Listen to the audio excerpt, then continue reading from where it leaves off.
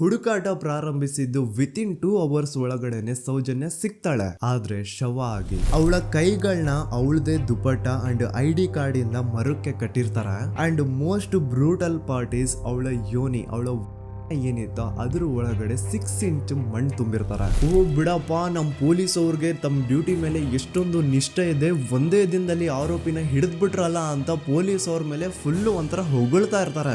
ಆದ್ರೆ ಪಾಪ ಜನರಿಗೆ ಎಲ್ಲಿ ಗೊತ್ತಿತ್ತು ಈ ಕೇಸ್ ನ ರಿಯಲ್ ಆರೋಪಿ ಬೇರೆ ಯಾರೋ ಇದಾರೆ, ಪೊಲೀಸ್ ಅವರೇ ಈ ಕೇಸ್ ನ ಮಿಸ್ಲೀಡ್ ಮಾಡೋದಕ್ಕೆ ಸುಮ್ನೆ ಸಂತೋಷ್ನ ಅರೆಸ್ಟ್ ಮಾಡಿದ್ದಾರೆ ಅಂತ. ಪೊಲೀಸ್ ಅವರು ಈ ಕೇಸ್ ಅಲ್ಲಿ ಕರಪ್ಟ್ ಆಗಿದ್ದಾರೆ, ಪೊಲೀಸ್ ಅವರೇ ಸತ್ಯ ಮುಚ್ಚಿಡ್ಲಿಕ್ಕೆ ಟ್ರೈ ಮಾಡ್ತಿದ್ದಾರೆ. ಹಾಗಾಗಿ ಈ ಕೇಸ್ ನ ಇನ್ಮುಂದೆ ಪೊಲೀಸ್ ಅವರಲ್ಲದೆ CBI ಅವರು ಇನ್ವೆಸ್ಟಿಗೇಷನ್ ಮಾಡಬೇಕು, ಈ ಕೇಸ್ ನ CBI ಒಪ್ಸಿ ಅಂತ ಅಗೇನ್ ಪ್ರೊಟೆಸ್ಟ್ ಗಳು ಸ್ಟಾರ್ಟ್ ಆಗ್ತವೆ. ಸೌಜನ್ಯ ಕೇಸ್ ಒಂದೇ ಅಲ್ಲ, ನಾರಾಯಣ ಹಾಗೂ ಯಮುನಾ ಕೇಸಲ್ಲೂ, ವೇದವಲ್ಲಿ ಕೇಸಲ್ಲೂ, ಆ ಬ್ಯಾಂಕ್ ಮ್ಯಾನೇಜರ್ ನ ಕೇಸಲ್ಲೂ ಹಾಗೂ ಪದ್ಮಲತಾ ಕೇಸಲ್ಲೂ ಸೀದಾ ಡೈರೆಕ್ಟ್ ಡೌಟ್ ಬರೋದೆ ಊರಿನ ಗೌಡ್ರ ಮೇಲೆ. ಸೌಜನ್ಯ ಕೇಸ್ ಬಿಟ್ಟು ಆ ಇನ್ನೊಂದು ಕೇಸ್ ಯಾವುದು, ಅದಕ್ಕೂ ಸಂತೋಷ್ಗೂ ಏನ್ ಸಂಬಂಧ, ಅದ್ರಲ್ಲಿ ಯಾಕೆ ಸಂತೋಷ್ನ ಪೊಲೀಸ್ ಅವರು ಫಿಟ್ ಮಾಡಿದ್ರು ಅಂತ ಪ್ರತಿಯೊಂದು ಹೇಳ್ತೀನಿ.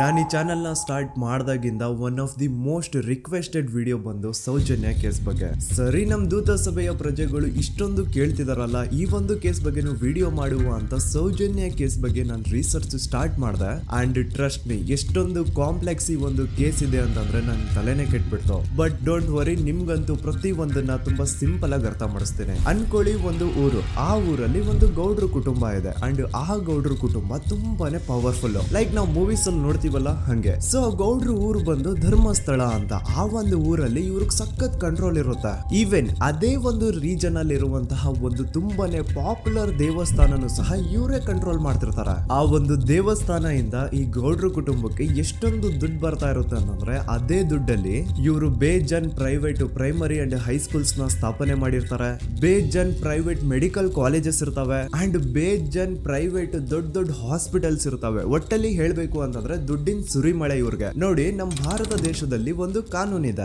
ದ ರಿಲಿಜಿಯಸ್ ಎಂಡೋಮೆಂಟ್ ಆಕ್ಟ್ 1863 ಅಂತ. ಬೇಸಿಕಲಿ ಈ ಒಂದು ಕಾನೂನು ಏನ್ ಹೇಳುತ್ತೆ ಅಂತಂದ್ರೆ, ಭಾರತದಲ್ಲಿ ಯಾವ್ದೆಲ್ಲ ಹಿಂದೂ ಟೆಂಪಲ್ಸ್ ಇದಾವೋ ಅವೆಲ್ಲ ಗವರ್ಮೆಂಟ್ ಪ್ರಾಪರ್ಟಿ. ಆ ಹಿಂದೂ ಟೆಂಪಲ್ಸ್ ನ ಮ್ಯಾನೇಜ್ಮೆಂಟ್ ಎಲ್ಲ ಗವರ್ಮೆಂಟ್ ಕೈಗೆ ಹೋಗಿ ಗವರ್ಮೆಂಟ್ ಡಿಸೈಡ್ ಮಾಡುತ್ತೆ ಆ ಮ್ಯಾನೇಜ್ಮೆಂಟ್ ಅಲ್ಲಿ ಯಾರ್ ಕೆಲ್ಸಕ್ಕೆ ಇರಬೇಕು, ಯಾರ್ ಕೆಲ್ಸಕ್ಕೆ ಇರಬಾರ್ದು, ಅಂಡ್ ಆ ಟೆಂಪಲ್ ಇಂದ ಬರ್ತಿರುವಂತಹ ಡೊನೇಷನ್ ಅಮೌಂಟ್ ನ ಏನ್ ಮಾಡ್ಬೇಕು ಅಂತ. ಸೊ ಈ ಒಂದು ಕಾನೂನಿನ ಪ್ರಕಾರ ಗವರ್ಮೆಂಟ್ ಇಂಡಿಯಾದಲ್ಲಿ ಇರುವಂತಹ ಆಲ್ಮೋಸ್ಟ್ ಎಲ್ಲಾ ಹಿಂದೂ ಟೆಂಪಲ್ಸ್ ನ ತನ್ನ ಕಂಟ್ರೋಲ್ ಅಲ್ಲಿ ತಗೋತಾ ಇರ್ಬೇಕಾದ್ರೆ ಗವರ್ಮೆಂಟ್ ಅಫಿಷಿಯಲ್ಸ್ ಧರ್ಮಸ್ಥಳ ಶ್ರೀ ಮಂಜುನಾಥ ದೇವಸ್ಥಾನಕ್ಕೂ ರೀಚ್ ಔಟ್ ಮಾಡ್ತಾರೆ. ಅಂಡ್ ಆಗ ಇಷ್ಟು ದಿನ ಟೆಂಪಲ್ ನ ಕಂಟ್ರೋಲ್ ಮಾಡ್ತಿದ್ದಂತಹ ಆ ಗೌಡ್ರ ಕುಟುಂಬ ಏನ್ ಹೇಳುತ್ತೆ ಗೊತ್ತಾ, ಇಲ್ಲ ಇದು ಹಿಂದೂ ಟೆಂಪಲ್ ಅಲ್ಲ, ಇದು ಜೈನ್ ಫ್ಯಾಮಿಲಿಗೆ ಬಿಲಾಂಗ್ ಮಾಡುವಂತಹ ಒಂದು ಪ್ರೈವೇಟ್ ಟೆಂಪಲ್ ಅಂತ ಹೇಳ್ತಾರೆ. ನಾನು ಇಷ್ಟು ದಿನ ಧರ್ಮಸ್ಥಳ ಶ್ರೀ ಮಂಜುನಾಥ ದೇವಸ್ಥಾನ ಒಂದು ಹಿಂದೂ ಟೆಂಪಲ್ ಅಂತ ಅನ್ಕೊಂಡಿದ್ದೆ, ಆದ್ರೆ ಈಗಷ್ಟೇ ನನಗೂ ಗೊತ್ತಾಗಿದ್ದು ಇದು ಹಿಂದೂ ಟೆಂಪಲ್ ಅಲ್ಲ, ಇದು ಒಂದು ಜೈನ್ ಫ್ಯಾಮಿಲಿಗೆ ಬಿಲಾಂಗ್ ಮಾಡುವಂತಹ ಪ್ರೈವೇಟ್ ಜೈನ್ ಟೆಂಪಲ್ ಅಂತ. ಸೊ ಹೀಗಾಗಿ ಗವರ್ಮೆಂಟ್ ಅಫಿಷಿಯಲ್ಸ್ ಏನೂ ಮಾಡಕ್ಕಾಗದೆ ಇವತ್ತಿನವರೆಗೂ ಈ ಒಂದು ಧರ್ಮಸ್ಥಳ ಶ್ರೀ ಮಂಜುನಾಥ ದೇವಸ್ಥಾನನ ಒಂದು ಪ್ರೈವೇಟ್ ಟ್ರಸ್ಟ್ ನಡ್ಸ್ಕೊಂಡು ಹೋಗ್ತಿದೆ. ಅಂಡ್ ಆ ಪ್ರೈವೇಟ್ ಟ್ರಸ್ಟ್ ನ ಓನರ್ ಯಾರು, ಅದೇ ಗೌಡ್ರ ಕುಟುಂಬ. ನೋಡಿ, ನಾನು ಈ ವಿಡಿಯೋದಲ್ಲಿ ಯಾರ್ದು ರಿಯಲ್ ನೇಮ್ಸ್ ನ ಬಳಸ್ತಿಲ್ಲ. ಪ್ರೀವಿಯಸ್ಲಿ ಬೇರೆ ಯೂಟ್ಯೂಬರ್ಸ್ ತಮ್ಮ ವಿಡಿಯೋಸ್ ಅಲ್ಲಿ ರಿಯಲ್ ನೇಮ್ಸ್ ನ ಬಳಸಿದ್ದಾರೆ ಅನ್ನೋ ಒಂದೇ ಒಂದು ಕಾರಣಕ್ಕೆ ಅವ್ರ ವಿಡಿಯೋಸ್ ನ ಡಿಲೀಟ್ ಮಾಡಿಸಿದ್ದಾರೆ. ಸೊ ಅವ್ರ ಜೊತೆ ಆಗಿದ್ದು ನನ್ನ ಜೊತೆ ಆಗೋದು ಬೇಡ, ಸತ್ಯ ಮುಚ್ಚೋಗೋದು ನನ್ಗೆ ಇಷ್ಟ ಇಲ್ಲ. ಹಾಗಾಗಿ ನಾನಿಲ್ಲಿ ರಿಯಲ್ ನೇಮ್ಸ್ ನ ಬಳಸ್ತಿಲ್ಲ. ಆದ್ರೆ ನಾನು ಯಾರನ್ನ ಪಾಯಿಂಟ್ ಔಟ್ ಮಾಡಿ ಹೇಳ್ತಿದ್ದೀನಿ ಅನ್ನೋದು ಮಾತ್ರ ನಿಮಗೆ ತುಂಬಾ ಕ್ಲಿಯರ್ಲಿ ಅರ್ಥ ಆಗುತ್ತೆ. Don't worry.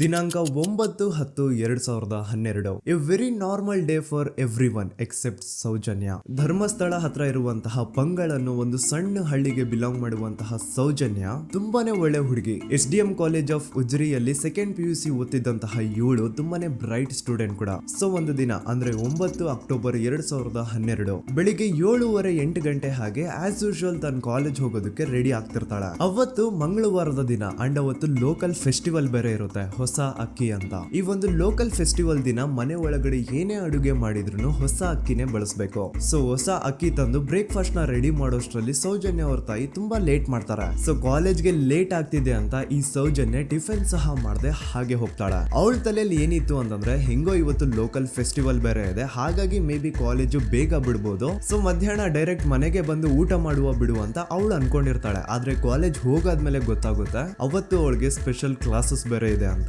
ಸೌಜನ್ಯ ಬ್ರೇಕ್ಫಾಸ್ಟ್ ಕೂಡ ಮಾಡಿರಲ್ಲ ಅಂಡ್ ಲಂಚ್ ಬಾಕ್ಸ್ ಕೂಡ ತಂದಿರಲ್ಲ. ಹಾಗಾಗಿ ಲಂಚ್ ಟೈಮ್ ಅಲ್ಲಿ ಸೌಜನ್ಯನ ಒಬ್ಳು ಫ್ರೆಂಡ್ ಜಾನ್ವಿ ತಾನ್ ತಂದಿರುವಂತಹ ಲಂಚ್ ಬಾಕ್ಸ್ ಅಲ್ಲಿ ಒಂದಿಷ್ಟು ಲಂಚ್ ನ ಆಫರ್ ಮಾಡ್ತಾಳ. ಆದ್ರೆ ಸೌಜನ್ಯ ಪರವಾಗಿಲ್ಲ ನೀನ್ ತಿನ್ನು, ನಾನ್ ಮನೆಗೆ ಹೋಗ್ಬಿಟ್ಟು ಊಟ ಮಾಡ್ಕೊಂತೀನಿ ಅಂತ ಹೇಳ್ತಾಳ. ಸುಮಾರು ಮಧ್ಯಾಹ್ನದ 3:45ಕ್ಕೆ ಕಾಲೇಜ್ ಬಿಡುತ್ತೆ. ಸೌಜನ್ಯ ಕಾಲೇಜ್ ಇಂದ ಬಸ್ ಅಲ್ಲಿ ಬಂದು ನೇತ್ರಾವತಿ ಬಸ್ ಸ್ಟಾಪ್ ಹತ್ರ ಇಳ್ಕೋತಾಳ. ಅವಳ ಜೊತೆ ಅವಳ ಕ್ಲಾಸ್ ಮೇಟ್ಸ್ ಅಂಡ್ ಫ್ರೆಂಡ್ಸ್ ಎಲ್ಲ ಇರ್ತಾರೆ. ಸೊ ಅವ್ರಿಗೆಲ್ಲ ಬಾಯ್ ಹೇಳ್ಬಿಟ್ಟು ಸೌಜನ್ಯ ತನ್ನ ಮನೆ ಕಡೆಗೆ ಹೊರಡ್ತಾಳ. ನೇತ್ರಾವತಿ ಬಸ್ ಸ್ಟಾಪ್ ಇಂದ ಸೌಜನ್ಯ ಮನೆಗೆ 20 ಮಿನಿಟ್ಸ್ ನ ವಾಕ್ ಇರುತ್ತೆ. ಮ್ಯಾಕ್ಸ್ ಟು ಮ್ಯಾಕ್ಸ್ 30 ಮಿನಿಟ್ ಹಿಡಿಬಹುದು. ಸೊ ಸೌಜನ್ಯ ನಡ್ಕೊಂಡು ಮನೆ ಕಡೆಗೆ ಹೋಗ್ತಾ ಇರ್ತಾಳೆ. ಒಂದ್ ಸ್ವಲ್ಪ ದೂರದಲ್ಲಿ ಪ್ರಕೃತಿ ಹಾಸ್ಪಿಟಲ್ ಅಂತ ಒಂದಿರುತ್ತೆ. ಅಲ್ಲಿನ ಸೆಕ್ಯೂರಿಟಿ ಗಾರ್ಡ್ ಸೌಜನ್ಯ ನಡ್ಕೊಂಡು ಹೋಗ್ತಾ ಇರೋದನ್ನ ನೋಡ್ತಾನೆ ಕೂಡ. ನಂತರ ಸೌಜನ್ಯ ಒಂದು 10 ನಿಮಿಷ ಹಂಗೆ ಮುಂದೆ ನಡ್ಕೊಂಡು ಹೋಗಾದ್ಮೇಲೆ ಸೌಜನ್ಯಗೆ ತನ್ನ ಮಾವ ಸಿಗ್ತಾರ. ಅವರು ಸೌಜನ್ಯನ ನೋಡಿ ಮಾತಾಡಿಸ್ತಾರೆ. ಯಾಕಮ್ಮ ಕಾಲೇಜಿಂದ ಇಷ್ಟು ಲೇಟ್ ಬರ್ತಿದ್ಯಾ ಅಂತ ಕೇಳ್ತಾರೆ. ಆಗ ಸೌಜನ್ಯ ಇಲ್ಲ ಮಾವ, ಕಾಲೇಜಲ್ಲಿ ಸ್ಪೆಷಲ್ ಕ್ಲಾಸ್ ಇತ್ತು ಹಾಗಾಗಿ ಲೇಟ್ ಆಗ್ಬಿಡ್ತು ಅಂತ ಹೇಳಿ ಒಂದೆರಡು ಮಾತಾಡಿಸಿ ನಂತರ ತನ್ನ ಮನೆ ಕಡೆ ತಾನು ಹೊರಡ್ತಾಳ. ಈಗ ಆ ಒಂದು ಪಾಯಿಂಟ್ ಇಂದ ಸೌಜನ್ಯಗೆ ತನ್ನ ಮನೆ ಹೋಗ್ಲಿಕ್ಕೆ 10 ನಿಮಿಷ ಬೇಕು. ಮ್ಯಾಕ್ಸ್ ಟು ಮ್ಯಾಕ್ಸ್ 20 ಮಿನಿಟ್ ಅನ್ಕೊಳ್ಳಿ. 3:45ಕ್ಕೆ ಕಾಲೇಜ್ ಬಿಟ್ರೆ ಅರೌಂಡ್ 4:30ಗೆ ಮನೇಲಿ ಇರ್ಬೇಕಾಗಿದ್ದು ಹುಡುಗಿ 6:30-7 ಗಂಟೆ ಆಗಿದ್ರು ಮನೆಗೆ ಸೇರಿರಲ್ಲ. ಸೊ ಮನೇಲಿ ಸೌಜನ್ಯ ಅವ್ರ ತಾಯಿಗೆ ಟೆನ್ಷನ್ ಸ್ಟಾರ್ಟ್ ಆಗುತ್ತೆ. ಏನಪ್ಪ ಈ ಹುಡುಗಿ ಎಷ್ಟೊತ್ತಾದ್ರೂ ಇನ್ನು ಮನೆಗ್ ಬಂದಿಲ್ವಲ್ಲ ಅಂತ. ಸೊ ಅವ್ರೇನ್ ಮಾಡ್ತಾರೆ, ಸೌಜನ್ಯ ಅವ್ರ ತಂದೆ ಕಾಲ್ ಮಾಡ್ಬಿಟ್ಟು ಹಿಂಗೆ 3:30-4 ಗಂಟೆಗೆ ಕಾಲೇಜಿಂದ ಮನೆಗ್ ಬರ್ತಿದ್ದಿದ್ ನಮ್ ಹುಡುಗಿ ಇವತ್ತು 7 ಗಂಟೆ ಆದ್ರೂ ಇನ್ನು ಮನೆಗ್ ಬಂದಿಲ್ಲ, ನೀವು ಸ್ವಲ್ಪ ಬೇಗ ಮನೆಗ್ ಬಂದು ವಿಚಾರಿಸಿ ಅಂತ ಗಾಬ್ರಿಲಿ ಹೇಳ್ತಾರೆ. ಸರಿ ಅಂತ ಸೌಜನ್ಯ ಅವ್ರ ತಂದೆ ಮನೆಗ್ ಬಂದ್ಬಿಟ್ಟು ಸೌಜನ್ಯನ ಫ್ರೆಂಡ್ಸ್ ಕ್ಲಾಸ್ ಮೇಟ್ಸ್ ಯಾರ್ದೆಲ್ಲ ಅವ್ರ ಹತ್ರ ನಂಬರ್ ಇರುತ್ತೋ ಅವ್ರಿಗೆಲ್ಲ ಕಾಲ್ ಮಾಡ್ಬಿಟ್ಟು ಸೌಜನ್ಯ ಬಗ್ಗೆ ಕೇಳ್ತಾರ. ನಮ್ ಹುಡುಗಿ ಏನಾದ್ರೂ ನಿಮ್ ಮನೆಗ್ ಬಂದಿದ್ದಾಳ ಅಮ್ಮ ಅಂತ. ಆದ್ರೆ ಸೌಜನ್ಯನ ಫ್ರೆಂಡ್ಸ್ ಅಂಡ್ ಕ್ಲಾಸ್ ಮೇಟ್ಸ್ ಎಲ್ಲ ಇಲ್ಲ ಅಂಕಲ್ ನಮ್ಮನೆಗಂತೂ ಸೌಜನ್ಯ ಏನು ಬಂದಿಲ್ಲ, ಅವಳು ಬಸ್ ಸ್ಟಾಪ್ ಇಂದ ಸೀದಾ ನಿಮ್ಮನೆ ಕಡೆಗೇನೆ ಹೊರಟ್ಲಲ್ವಾ, ಯಾಕೆ ಇನ್ನೂ ಬಂದಿಲ್ವಾ ಅಂತ ಕೇಳ್ತಾರ. ಆಗ ಸೌಜನ್ಯ ಅವ್ರ ತಂದೆ ಇಲ್ಲಮ್ಮ ಬಂದಿಲ್ಲ ಹಾಗಾಗಿನೇ ಕಾಲ್ ಮಾಡಿರೋದು ಅಂತ ಹೇಳಿ ಕಾಲ್ ಕಟ್ ಮಾಡ್ತಾರ. ದೆನ್ ಸೌಜನ್ಯ ಅವ್ರ ತಂದೆ ಸೌಜನ್ಯ ಅವ್ರ ಮಾವ ಕಾಲ್ ಮಾಡ್ತಾರ. ಅಳಿಯ ಎಲ್ಲಿದ್ಯಾ, ನನ್ ಮಗಳು ಇನ್ನು ಮನೆಗ್ ಬಂದಿಲ್ಲ, ನೀನೇನಾದ್ರೂ ಅವಳನ್ನ ನೋಡ್ದ ಅಂತ ಕೇಳ್ತಾರ. ಆ ಕಡೆಯಿಂದ ಅವರು ಸೌಜನ್ಯನ ಮಾವ ಹೇಳ್ತಾರೆ, ನಾನ್ ನೋಡ್ದೆ 4:15 ಹಾಗೆ ಆ ಹುಡುಗಿ ಕಾಲೇಜಿಂದ ಬರ್ಬೇಕಾದ್ರೆ ನನಗ್ ಕಾಣಿಸಿದ್ಲು, ನಾನ್ ಸ್ವಲ್ಪ ಮಾತಾಡ್ದೆ ಅವಳ ಹತ್ರ, ಅದಾದ್ಮೇಲೆ ಅವಳು ಮನೆ ಕಡೆ ಹೋದ್ಲಲ್ಲ, ಯಾಕೆ ಇನ್ನೂ ಬಂದಿಲ್ವಾ ಅಂತ ಅವರೇ ಉಲ್ಟಾ ಕ್ವಶನ್ ಕೇಳ್ತಾರ. ಈ ಕಡೆ ಸೌಜನ್ಯ ಅವ್ರ ತಂದೆ ಇಲ್ಲ 7 ಗಂಟೆ ಆದ್ರೂ ಮಗು ಇನ್ನು ಮನೆಗ್ ಬಂದಿಲ್ಲ, ನಮ್ಗೆ ಯಾಕೋ ತುಂಬಾ ಗಾಬರಿ ಆಗ್ತಿದೆ, ನೀನೊಂದ್ ಕೆಲ್ಸ ಮಾಡು ನಮ್ಮವ್ರನ್ನೆಲ್ಲ ಸೇರ್ಸು ಎಲ್ರೂ ಸೇರಿ ಹುಡುಕುವ ಅವಳನ್ನ ಅಂತ ಸುಮಾರು ರಾತ್ರಿ 7 ಗಂಟೆಯಿಂದ ಹಿಡಿದು 11 ಗಂಟೆವರೆಗೂ ಸೌಜನ್ಯನ ಮನೆಯವರು ಅಂಡ್ ಊರಿನ ಜನ 200-300 ಜನ ಸೇರ್ಕೊಂಡು ಸೌಜನ್ಯನ ಹುಡುಕ್ತಾರೆ. ಆದ್ರೆ ಸೌಜನ್ಯನ ಒಂದು ಸುಳಿವು ಸಿಗಲ್ಲ. ಸೊ ಕೊನೆಗೆ ಸಹಾಯ ಕೇಳ್ತಾ ರಾತ್ರಿ 11 ಗಂಟೆ ಹಾಗೆ ಸೌಜನ್ಯನ ತಂದೆ ತಾಯಿ ಅಂಡ್ ಊರಿನ ಜನ ಎಲ್ಲ ಬೆಳ್ತಂಗಡಿ ಪೊಲೀಸ್ ಸ್ಟೇಷನ್ ಹತ್ರ ಹೋಗ್ತಾರ. ಅಲ್ಲಿ ಪೊಲೀಸ್ ಅವ್ರ ಹತ್ರ ಕಾಲೇಜ್ ಹೋಗಿದ್ ನಮ್ ಹುಡುಗಿ ಇಷ್ಟೊತ್ತಾದ್ರೂ ಇನ್ನು ಮನೆಗ್ ಬಂದಿಲ್ಲ, ಎಷ್ಟು ಹುಡುಕಿದ್ರು ಸಿಗ್ತಾ ಇಲ್ಲ, ಸೊ ಪ್ಲೀಸ್ ಒಂದು ಮಿಸ್ಸಿಂಗ್ ರಿಪೋರ್ಟ್ ನ ಫೈಲ್ ಮಾಡಿ ನಮ್ ಹುಡುಗಿನ ಹುಡುಕೊಡಿ ಅಂತ ಕೇಳ್ಕೊತಾರ. ಆದ್ರೆ ಪೊಲೀಸ್ ಅವರು ಒಪ್ಪಲ್ಲ. ಇಲ್ಲ ಯಾವುದೇ ಪರ್ಸನ್ ಮಿಸ್ಸಿಂಗ್ ಆದ್ರೆ ಆಫ್ಟರ್ 24 ಅವರ್ಸ್ ಆದ್ಮೇಲೆನೆ ರಿಪೋರ್ಟ್ ಫೈಲ್ ಮಾಡಕ್ಕಾಗೋದು. ಸೊ ನೀವ್ ಒಂದ್ ಕೆಲ್ಸ ಮಾಡಿ, ಈಗ ಮನೆಗ್ ಹೋಗಿ ನಾಳೆ ಬೆಳಿಗ್ಗೆವರೆಗೂ ನೋಡಿ, ನಾಳೆ ಬೆಳಿಗ್ಗೆವರೆಗೂ ನಿಮ್ ಮಗಳು ನಿಮ್ ಮನೆಗ್ ಬಂದಿಲ್ಲ ಅಂತಂದ್ರೆ ಆಗ ಬಂದ್ಬಿಟ್ಟು ಮಿಸ್ಸಿಂಗ್ ರಿಪೋರ್ಟ್ ನ ಫೈಲ್ ಮಾಡಿಸಿ ಅಂತ ಹೇಳಿ ಕಳಿಸ್ತಾರ. ಆಗ ಆಲ್ಮೋಸ್ಟ್ ಮಿಡ್ ನೈಟ್ ಆಗಿರೋದ್ರಿಂದ ಅಂಡ್ ಮಳೆ ಬೇರೆ ತುಂಬಾ ಜೋರಾಗಿ ಬರ್ತಾ ಇರುತ್ತೆ. ಸೊ ಈ ಸಿಚುವೇಶನ್ ಅಲ್ಲಿ ಸೌಜನ್ಯನ ಹುಡುಕ್ಲಿಕ್ಕೆ ಆಗಲ್ಲ. ನಾಳೆ ಬೆಳಿಗ್ಗೆ ಸೇರ್ಕೊಂಡು ಅಗೇನ್ ಎಲ್ರು ಸೌಜನ್ಯನ ಹುಡುಕುವ ಅಂತ ಸೌಜನ್ಯನ ಮನೆಯವರು ಅಂಡ್ ಊರಿನ ಜನ ಎಲ್ರು ತಮ್ಮ ಮನೆಗೆ ಹೋಗ್ಬಿಡ್ತಾರ. ನೆಕ್ಸ್ಟ್ ದಿನ ಅಂದ್ರೆ 10 ಅಕ್ಟೋಬರ್ 2012 ಬುಧವಾರದ ದಿನ ಬೆಳಿಗ್ಗೆ 10 ಗಂಟೆ ಹಾಗೆ ಸೌಜನ್ಯನ ಮನೆಯವರು ಅಂಡ್ ಊರಿನ 200-300 ಜನ ಸೇರ್ಕೊಂಡು ಅಗೇನ್ ಸೌಜನ್ಯಗೋಸ್ಕರ ಹುಡುಕಾಟ ಸ್ಟಾರ್ಟ್ ಮಾಡ್ತಾರ. ಹುಡುಕಾಟ ಪ್ರಾರಂಭಿಸಿದ್ದು ವಿತಿನ್ 2 ಅವರ್ಸ್ ಒಳಗಡೆನೆ ಸೌಜನ್ಯ ಸಿಗ್ತಾಳೆ. ಆದ್ರೆ ಶವ ಆಗಿ ಆ 200-300 ಊರಿನ ಜನ ಎಲ್ಲ ಸೇರ್ಕೊಂಡು ಏನ್ ಸೌಜನ್ಯನ ಹುಡುಕ್ತಾ ಇದ್ರು ಅದರಲ್ಲಿ ಯಾರೋ ಒಬ್ರಿಗೆ ಸೌಜನ್ಯನ ಮನೆಯಿಂದ ಕೇವಲ 10 ನಿಮಿಷ ದೂರದಲ್ಲಿರುವಂತಹ ಒಂದು ಹಳ್ಳನ ದಡದಲ್ಲಿ ಸೌಜನ್ಯನ ಮೃತದೇಹ ಸಿಗುತ್ತಾ. ಈಗ ಸತ್ತಿರುವಂತಹ ಸೌಜನ್ಯನ ಡೆಡ್ ಬಾಡಿ ಯಾವ ಒಂದು ಕಂಡೀಷನ್ ಅಲ್ಲಿ ಇತ್ತು ಅಂತ ಹೇಳ್ತೀನಿ, ಸ್ವಲ್ಪ ಗಮನ ಇಟ್ಟು ಕೇಳಿಸ್ಕೊಳ್ಳಿ. ಅವಳ ಕೈಗಳನ್ನ ಅವಳದೇ ದುಪಟ್ಟ ಅಂಡ್ ID ಕಾರ್ಡ್ ಇಂದ ಮರಕ್ಕೆ ಕಟ್ಟಿರ್ತಾರೆ. ಅವಳ ಬಾಡಿ ಎಲ್ಲ ನೇಕೆಡ್ ಇರುತ್ತೆ, ಮೈ ಮೇಲೆ ಸರಿಯಾದ ಬಟ್ಟೆ ಇರಲ್ಲ, ಮೈ ಮೇಲೆ ಮಲ್ಟಿಪಲ್ ಕಟ್ ಮಾರ್ಕ್ಸ್ ಇರುತ್ತೆ, ತುಂಬಾ ಜೋರಾಗಿ ಹೊಡೆದಿರುವಂತಹ ಗಾಯಗಳು ಮೈ ಮೇಲೆ ಎದ್ದು ಕಾಣಿಸ್ತಿರ್ತವೆ. ಅವಳ ರಿಪ್ಸ್ ಎದೆ ಭಾಗದ ಮೂಳೆಗಳೆಲ್ಲ ಮುರಿದು ಹೋಗ್ಬಿಟ್ಟಿರ್ತವೆ. And most brutal part is ಅವಳ ಯೋನಿ, ಅವಳ ಏನಿತ್ತು ಅದ್ರ ಒಳಗಡೆ 6 ಇಂಚ್ ಮಣ್ಣು ತುಂಬಿರ್ತಾರೆ. ಆ ಬಾಡಿ ಕಂಡೀಷನ್ ನ ನೋಡಿದಾದ್ಮೇಲೆ ಒಂದಂತೂ ತುಂಬಾ ಕ್ಲಿಯರ್ ಆಗಿ ಅರ್ಥ ಆಗುತ್ತೆ, ಅವಳನ್ನ ಯಾರೋ ತುಂಬಾ ಫೋರ್ಸ್ಫುಲಿ ಮಾಡಿ ನಂತರ ನಿರ್ದಯವಾಗಿ ಸಾಯಿಸಿದ್ದಾರೆ ಅಂತ. ಇಲ್ಲಿ ಕ್ರಿಮಿನಲ್ಸ್ ನ ಬುದ್ಧಿವಂತಿಕೆ ನೋಡಿ ಪೊಲೀಸ್ ಅವ್ರಿಗೆ ಏನೂ ಸುಳಿವು ಸಿಗ್ಬಾರ್ದು ಅಂತ ಅವಳ ಯೋನಿ ಒಳಗಡೆ 6 ಇಂಚ್ ಅಷ್ಟು ಮಣ್ಣು ತುಂಬ ಹೋಗಿರ್ತಾರೆ. ಸೊ ದೆನ್ ಪೊಲೀಸ್ ಅವ್ರಿಗೆ ವಿಷಯ ಗೊತ್ತಾಗುತ್ತೆ. ಅವರು ಸ್ಪಾಟ್ ಗೆ ಬಂದು ಸೌಜನ್ಯನ ಬಾಡಿನ ರಿಕವರ್ ಮಾಡಿ ಆ ಒಂದು ಸ್ಪಾಟ್ ನ ಕಂಪ್ಲೀಟ್ ಸೀಸ್ ಮಾಡ್ತಾರೆ. ಒಬ್ಳು ಸಾಮಾನ್ಯ ಮಿಡಲ್ ಕ್ಲಾಸ್ ಹುಡುಗಿ, ಒಬ್ಳು ವೆರಿ ಬ್ರೈಟ್ ಸ್ಟೂಡೆಂಟ್ ನ ಈ ಮಟ್ಟಿಗೆ ಇಷ್ಟು ನಿರ್ದಯವಾಗಿ ಸಾಯಿಸಿರೋದು ಯಾರು? ಇನ್ ಕೇಸ್ ಏನಾದ್ರೂ ಈ ಕ್ರೈಮ್ ಮಾಡಿದವನು ಸಿಕ್ಕಿ ಬಿದ್ರೆ ಅವನ್ನ ಸುಮ್ನೆ ಬಿಡಬಾರ್ದು ಅಂತ ಜನ ಆಕ್ರೋಶ ವ್ಯಕ್ತಪಡಿಸ್ತಾರೆ. ಅಂಡ್ ಗೆಸ್ ವಾಟ್, ನಮ್ ಪೊಲೀಸ್ ಅವರು ಇಷ್ಟೊಂದು ಫಾಸ್ಟ್ ಆಗಿ ಇನ್ವೆಸ್ಟಿಗೇಷನ್ ಕಂಪ್ಲೀಟ್ ಮಾಡ್ತಾರೆ ಅಂತ ನಾನಂತೂ ಎಕ್ಸ್ಪೆಕ್ಟ್ ಮಾಡಿರ್ಲಿಲ್ಲ. ಅಂಡ್ ಈವನ್ ಈ ಒಂದು ವಿಷಯದಿಂದ ಊರಿನ ಜನನು ಶಾಕ್ ಆಗ್ತಾರೆ. ಸೌಜನ್ಯ ಬಾಡಿ ಸಿಕ್ಕಿದ್ದ ನೆಕ್ಸ್ಟ್ ದಿನ ಅಂದ್ರೆ 11 ಅಕ್ಟೋಬರ್ 2012 ಸಂಜೆ 5 ಗಂಟೆ ಹಾಗೆ ಯಾರು ಸೌಜನ್ಯನ ಪಂಡು ಮರ್ಡರ್ ಮಾಡಿದ್ನೋ ಆ ಕ್ರಿಮಿನಲ್ ಕೂಡ ಸಿಕ್ಕಿ ಬೀಳ್ತಾನೆ. ಈಗ ನೀವು ಥಿಂಕ್ ಮಾಡ್ಬೋದು, ಸೌಜನ್ಯನ ಯಾರು ಮರ್ಡರ್ ಮಾಡಿದ್ರು ಅಂಡ್ ಯಾರ ಆ ಕ್ರೈಮ್ ನ ಮಾಡಿದ್ರು ಅವನು ನೆಕ್ಸ್ಟ್ ದಿನಾನೇ ಸಿಕ್ಕಿ ಬಿದ್ದ. ಹಾಗಿದ್ರೆ ಈ ಕೇಸ್ ಯಾವಾಗ್ಲೂ ಕ್ಲೋಸ್ ಆಗ್ಬಿಡ್ಬೇಕಿತ್ತು. ಆದ್ರೂ ಸ್ಟಿಲ್ ಇವತ್ತಿನ ದಿನವರೆಗೂ ಯಾಕೆ ಈ ಕೇಸ್ ಪದೇ ಪದೇ ನ್ಯೂಸ್ ಅಲ್ಲಿ ಬರುತ್ತೆ ಅಂದ್ರೆ, ನಮ್ ದೂತ ಸಭೆಯ ಪ್ರಜೆಗಳೇ ರೆಡಿ ಆಗಿ, ಆರೋಪಿ ಸಿಕ್ಕಾದ್ಮೇಲೆ ಈ ಕೇಸು ಕ್ಲೋಸ್ ಆಗಿಲ್ಲ. ಆಕ್ಚುಲಿ ಈ ಕೇಸು ಓಪನ್ ಆಗಿದ್ದೆ ಈಗ. ನೋಡಿ, ಸೌಜನ್ಯನ ಬಾಡಿ ಸಿಕ್ಕಿದ್ದು ನೆಕ್ಸ್ಟ್ ದಿನ ಅಂದ್ರೆ 11 ಅಕ್ಟೋಬರ್ 2012. PSI ಯೋಗೇಶ್ ಅವರು ಯಾರನ್ನ ಈ ಕೇಸಲ್ಲಿ ಅರೆಸ್ಟ್ ಮಾಡಿದ್ರು ಅಂದ್ರೆ ಆತನ ಹೆಸರು ಬಂದು ಸಂತೋಷ್ ರಾವ್. 28-29 ವಯಸ್ಸಿರುವಂತಹ Santosh Rao first of all ಧರ್ಮಸ್ಥಳದವನು ಅಲ್ವೇ ಅಲ್ಲ, ಅವನು ಶೃಂಗೇರಿ. ಅವನು ಸಂತೋಷ್ ರಾವ್ ನ ತಂದೆ ಸ್ಕೂಲ್ ಟೀಚರು ಅಂಡ್ ತಾಯಿ ಹೌಸ್ ವೈಫ್.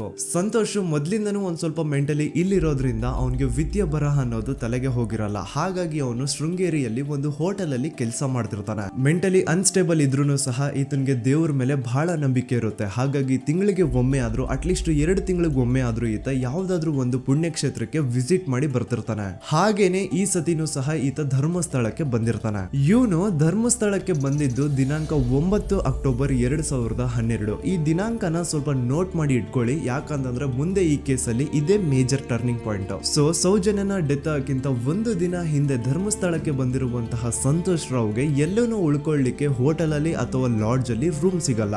ರೀಸನ್ ಇಷ್ಟೇ, ಸಂತೋಷ್ ರಾವ್ ನೋಡ್ಲಿಕ್ಕೆ ಸ್ವಲ್ಪ ಮೆಂಟಲಿ ಅನ್ಸ್ಟೇಬಲ್ ಪರ್ಸನ್ ತರ ಇರ್ತಾನೆ. ಅವನ ಅವತಾರ, ಅವನ ವೇಷಭೂಷಣ ಅಷ್ಟು ಸರಿ ಇರಲ್ಲ. ಹಾಗಾಗಿ ಇವನ್ಗೆ ಯಾವುದೇ ಒಂದು ಹೋಟೆಲ್ ಅಲ್ಲಿ ಅಥವಾ ಲಾಡ್ಜ್ ಅಲ್ಲಿ ಎಲ್ಲಿನೂ ರೂಮ್ ಸಿಗಲ್ಲ. ಸೊ ಉಳ್ಕೊಳ್ಳೋಕೆ ಜಾಗ ಸಿಗದೆ ಇವನೇನ್ ಮಾಡ್ತಾನೆ, ಅಲ್ಲೇ ಹತ್ರದಲ್ಲಿರುವಂತಹ ಬಾಹುಬಲಿ ಬೆಟ್ಟಕ್ಕೆ ಹೋಗಿ ಅಲ್ಲಿರುವಂತಹ ಬಾಹುಬಲಿ ಸ್ಟ್ಯಾಚು ಹತ್ರನೇ ಆಶ್ರಯ ತಗೊಳ್ತಾನೆ. ಅಂಡ್ 1-2 ದಿನ ಅವನು ಅಲ್ಲೇ ಉಳ್ಕೋತಾನೆ ಕೂಡ. ಡೇ ಟೈಮ್ ಅಲ್ಲಿ ಧರ್ಮಸ್ಥಳಕ್ಕೆ ಬಂದು ಧರ್ಮಸ್ಥಳ ಶ್ರೀ ಮಂಜುನಾಥ ದೇವಸ್ಥಾನದಲ್ಲಿ ಇದ್ದು ಅಲ್ಲೇ ಪ್ರಸಾದ ಊಟ ಎಲ್ಲ ಮಾಡಿ ನಂತರ ನೈಟ್ ಆಗ್ತಿದ್ದಂಗೆ ಬಾಹುಬಲಿ ಬೆಟ್ಟಕ್ಕೆ ಹೋಗಿ ಆ ಸ್ಟ್ಯಾಚು ಹತ್ರನೇ ಮಲ್ಕೊಳ್ತಿರ್ತಾನೆ.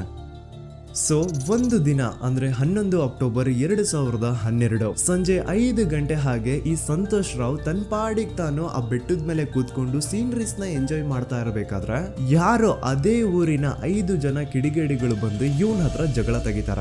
ಈ 5 ಜನ ಯಾರು ಅಂತ ನಂತರ ಹೇಳ್ತೇನೆ. ಸೊ ಈ 5 ಜನ ಕಿಡಿಗೇಡಿಗಳು ಸಂತೋಷ್ ರಾವ್ ಹತ್ರ ಜಗಳ ತೆಗೆದು ಅವನ್ನ ಅವಾಚ್ಯ ಶಬ್ದಗಳಿಂದ ಬೈದು ಅವನ್ನ ಹೊಡೆದು, ಅಷ್ಟೇ ಸಾಲದೆ ಆ 5 ಜನ ಸಂತೋಷ್ ರಾವ್ನ ಪೊಲೀಸ್ ಸ್ಟೇಷನ್ಗೆ ಎಳ್ಕೊಂಡ್ ಬಂದು ಇವನು ನಾವು ಬಾಹುಬಲಿ ಬೆಟ್ಟಕ್ಕೆ ಅಂತ ಹೋಗಿದ್ರೆ ಅಲ್ಲಿ ನಮ್ಮ ಮೇಲೆ ಅಟ್ಯಾಕ್ ಮಾಡ್ದ, ಇವ್ನು ನೋಡ್ಲಿಕ್ಕೂ ಸಹ ಒಳ್ಳೆ ಸೈಕೋ ಕಿಲ್ಲರ್ ಇದ್ದಂಗಿದಾನೆ, ನಮ್ಗೆ ಯಾಕೋ ನಿನ್ನೆ ನಮ್ಮ ಊರಲ್ಲಿ ನಡೆದಿರುವಂತಹ ಘಟನೆ ಆ ಸೌಜನ್ಯನ ಮರ್ಡರ್ ಇವನೇ ಮಾಡಿದಾನೆ ಅಂತ ಡೌಟ್ ಬರ್ತಿದೆ ಅಂತ ಆ 5 ಜನ ಕಿಡಿಗೇಡಿಗಳು ಸಂತೋಷ್ ರಾವ್ನ ಪೊಲೀಸ್ ಅವ್ರ ಹತ್ರ ಹಾಕೊಡ್ತಾರ. ಅಂಡ್ ಪೊಲೀಸ್ ಅವರು ಕೂಡ ಎಂತವ್ರು ನೋಡಿ, ಯಾರೋ 5 ಜನ ಕಿಡಿಗೇಡಿಗಳು ಬಂದು ಇವನೇ ಕೊಲೆ ಮಾಡಿದಾನೆ ಅಂತ ಹೇಳಿದ ತಕ್ಷಣ ಹಿಂದೆ ಮುಂದೆ ಕ್ರಾಸ್ ಚೆಕ್ ಮಾಡದೆ ಸಂತೋಷ್ ರಾವ್ನ ಅರೆಸ್ಟ್ ಮಾಡಿ ಸೌಜನ್ಯ ಕೇಸ್ ನ ಆರೋಪಿ ಸಿಕ್ಕಿದಾನೆ ಅಂತ ಎಲ್ಲಾ ಕಡೆ ಘೋಷಣೆ ಮಾಡ್ಬಿಡ್ತಾರ. ಜನರಿಗೆ ಈ ಕಡೆ ಒಂಥರ ನೆಮ್ಮದಿ, ಓ ಬಿಡಪ್ಪ ನಮ್ ಪೊಲೀಸ್ ಅವ್ರಿಗೆ ತಮ್ಮ ಡ್ಯೂಟಿ ಮೇಲೆ ಎಷ್ಟೊಂದು ನಿಷ್ಠೆ ಇದೆ, ಒಂದೇ ದಿನದಲ್ಲಿ ಆರೋಪಿನ ಹಿಡಿದ್ಬಿಟ್ರ ಅಂತ ಪೊಲೀಸ್ ಅವ್ರ ಮೇಲೆ ಫುಲ್ ಒಂಥರ ಹೊಗಳ್ತಾ ಇರ್ತಾರೆ. ಆದ್ರೆ ಪಾಪ ಜನರಿಗೆ ಎಲ್ಲಿ ಗೊತ್ತಿತ್ತು ಈ ಕೇಸ್ ನ ರಿಯಲ್ ಆರೋಪಿ ಬೇರೆ ಯಾರೋ ಇದಾರೆ, ಪೊಲೀಸ್ ಅವರೇ ಈ ಕೇಸ್ ನ ಮಿಸ್ಲೀಡ್ ಮಾಡೋದಕ್ಕೆ ಸುಮ್ನೆ ಸಂತೋಷ್ನ ಅರೆಸ್ಟ್ ಮಾಡಿದ್ದಾರೆ ಅಂತ. ಸೊ ಸಂತೋಷ್ ರಾವ್ ಒಂದು ಹುಡುಗಿಯ ರೇಪ್ ಅಂಡ್ ಮರ್ಡರ್ ಕೇಸ್ ಅಲ್ಲಿ ಅರೆಸ್ಟ್ ಆಗಿದ್ದಾನೆ ಅನ್ನೋ ವಿಷಯ ಸಂತೋಷ್ನ ತಾಯಿಗೆ ಗೊತ್ತಾದಾಗ ಅವ್ರ ಪಾಪ ನೋವಲ್ಲಿ ಕುರ್ಗಿ ಸಾಯ್ತಾರ. ಅಂಡ್ ಇನ್ನು ಅವ್ರ ತಂದೆ ಒಂದು ಕಡೆ ಪಾಪ ಹೆಂಡತಿನ ಕಳ್ಕೊಂಡಿರುವಂತಹ ನೋವು, ಇನ್ನೊಂದು ಕಡೆ ಮಗ ನೋಡಿದ್ರೆ ಯಾವ್ದೋ ಫಾಲ್ಸ್ ಕೇಸ್ ಅಲ್ಲಿ ಅರೆಸ್ಟ್ ಆಗಿದ್ದಾನೆ. ಈ ಕಡೆ ಕೇಸ್ ನ ಇನ್ವೆಸ್ಟಿಗೇಷನ್ ನಡೀತಾ ಇದೆ. ಅಂಡ್ ಇಲ್ಲಿ ನಾನು PSI ಯೋಗೇಶ್ ಅವ್ರ ಬಗ್ಗೆ ಅಂತೂ ಮೆನ್ಷನ್ ಮಾಡ್ಲೇಬೇಕು. ಈ ಪೊಲೀಸ್ ಆಫೀಸರು ಗೊತ್ತಿದ್ದು ಈ ತಪ್ಪನ ಮಾಡಿದ್ರು ಅಥವಾ ಗೊತ್ತಿಲ್ದೇನೆ ಈ ತಪ್ಪನ ಮಾಡಿದ್ರು ನನ್ಗಂತೂ ಗೊತ್ತಿಲ್ಲ. ಸೊ ಇವ್ರು ಏನ್ ಮಾಡ್ತಾರೆ ಅಂತಂದ್ರೆ, ಸೌಜನ್ಯನ ಬಾಡಿನ ಪೋಸ್ಟ್ ಮಾರ್ಟಮ್ಗೆ ಕಳಿಸಿದಾಗ ಡಾಕ್ಟರ್ಸ್ ಹಂಗೋ ಹಿಂಗೋ ಮಾಡಿ ಇಂದ ಕೆಲವೊಂದು ಸ್ಪರ್ಮ್ ನ ಸ್ಯಾಂಪಲ್ಸ್ ಕಲೆಕ್ಟ್ ಮಾಡ್ತಾರೆ. ಅದನ್ನ ಅವರು PSI ಯೋಗೇಶ್ಗೆ ಕೊಟ್ಟು ಇದನ್ನ ವಿತಿನ್ 72 ಅವರ್ಸ್ ಒಳಗಡೆ ಇನ್ನೊಂದು ಲ್ಯಾಬ್ ಗೆ ಸಬ್ಮಿಟ್ ಮಾಡಿ ಅಂತ ತುಂಬಾ ಕ್ಲಿಯರ್ ಆಗಿ ಹೇಳ್ತಾರೆ. ಆದ್ರೆ PSI ಯೋಗೇಶ್ ಆ ಸ್ಪರ್ಮ್ ಸ್ಯಾಂಪಲ್ಸ್ ನ ವಿತಿನ್ 72 ಅವರ್ಸ್ ಒಳಗಡೆ ಲ್ಯಾಬ್ ಕಳ್ಸೋದಿರ್ಲಿ, ಅದನ್ನ 12 ದಿನ ಆದ್ಮೇಲೆ ಲ್ಯಾಬ್ ಕಳಿಸ್ತಾರೆ. ಅಷ್ಟೊತ್ತಿಗೆ ಆಲ್ರೆಡಿ ಆ ಸ್ಪರ್ಮ್ ಸ್ಯಾಂಪಲ್ಸ್ ಗೆಲ್ಲ ಫಂಗಸ್ ಹಿಡಿದು ಅದು ಅನ್ಫಿಟ್ ಫಾರ್ ಟೆಸ್ಟಿಂಗ್ ಅಂತ ಬರುತ್ತೆ. ಈಗ ನೀವೇ ಹೇಳಿ, ಎಂತ ಡಂಬೆಸ್ಟ್ ಪರ್ಸನ್ ಪೊಲೀಸ್ ಆಫೀಸರ್ ಆಗಿದ್ರು ಅವನ ಹತ್ರ ಒಂದು ಮರ್ಡರ್ ಕೇಸ್ ಬಂದಾಗ ಅವನ ಹತ್ರ ಇರೋ ಮೇನ್ ಸಾಕ್ಷಿನೇ, ಮೇನ್ ಎವಿಡೆನ್ಸ್ ಆ ಹುಡುಗಿಯ ಇಂದ ಕಲೆಕ್ಟ್ ಆಗುವಂತಹ ಸ್ಪರ್ಮ್ ಸ್ಯಾಂಪಲ್ಸ್. ಸೊ ಅದನ್ನ ಮೊದಲು ಲ್ಯಾಬ್ ಕಳಿಸಿ ಅದನ್ನ ಐಡೆಂಟಿಫೈ ಮಾಡೋದು ಪೊಲೀಸ್ ಅವರ ಫಸ್ಟ್ ಡ್ಯೂಟಿ. ಆದ್ರೆ ಇಲ್ಲಿ PSI ಯೋಗೇಶ್ ಅವರು ಇದನ್ನೇ ಮರ್ತು ಹೋದ್ರು ಅಂತ ನೋಡಿ. ಯಾವುದೇ ಒಂದು ಕೇಸ್ ಅಲ್ಲಿ ಪೊಲೀಸ್ ಅವರು ಆದಷ್ಟು ಎವಿಡೆನ್ಸ್ ನ ಕಲೆಕ್ಟ್ ಮಾಡೋದಕ್ಕೆ ಟ್ರೈ ಮಾಡ್ತಾರೆ.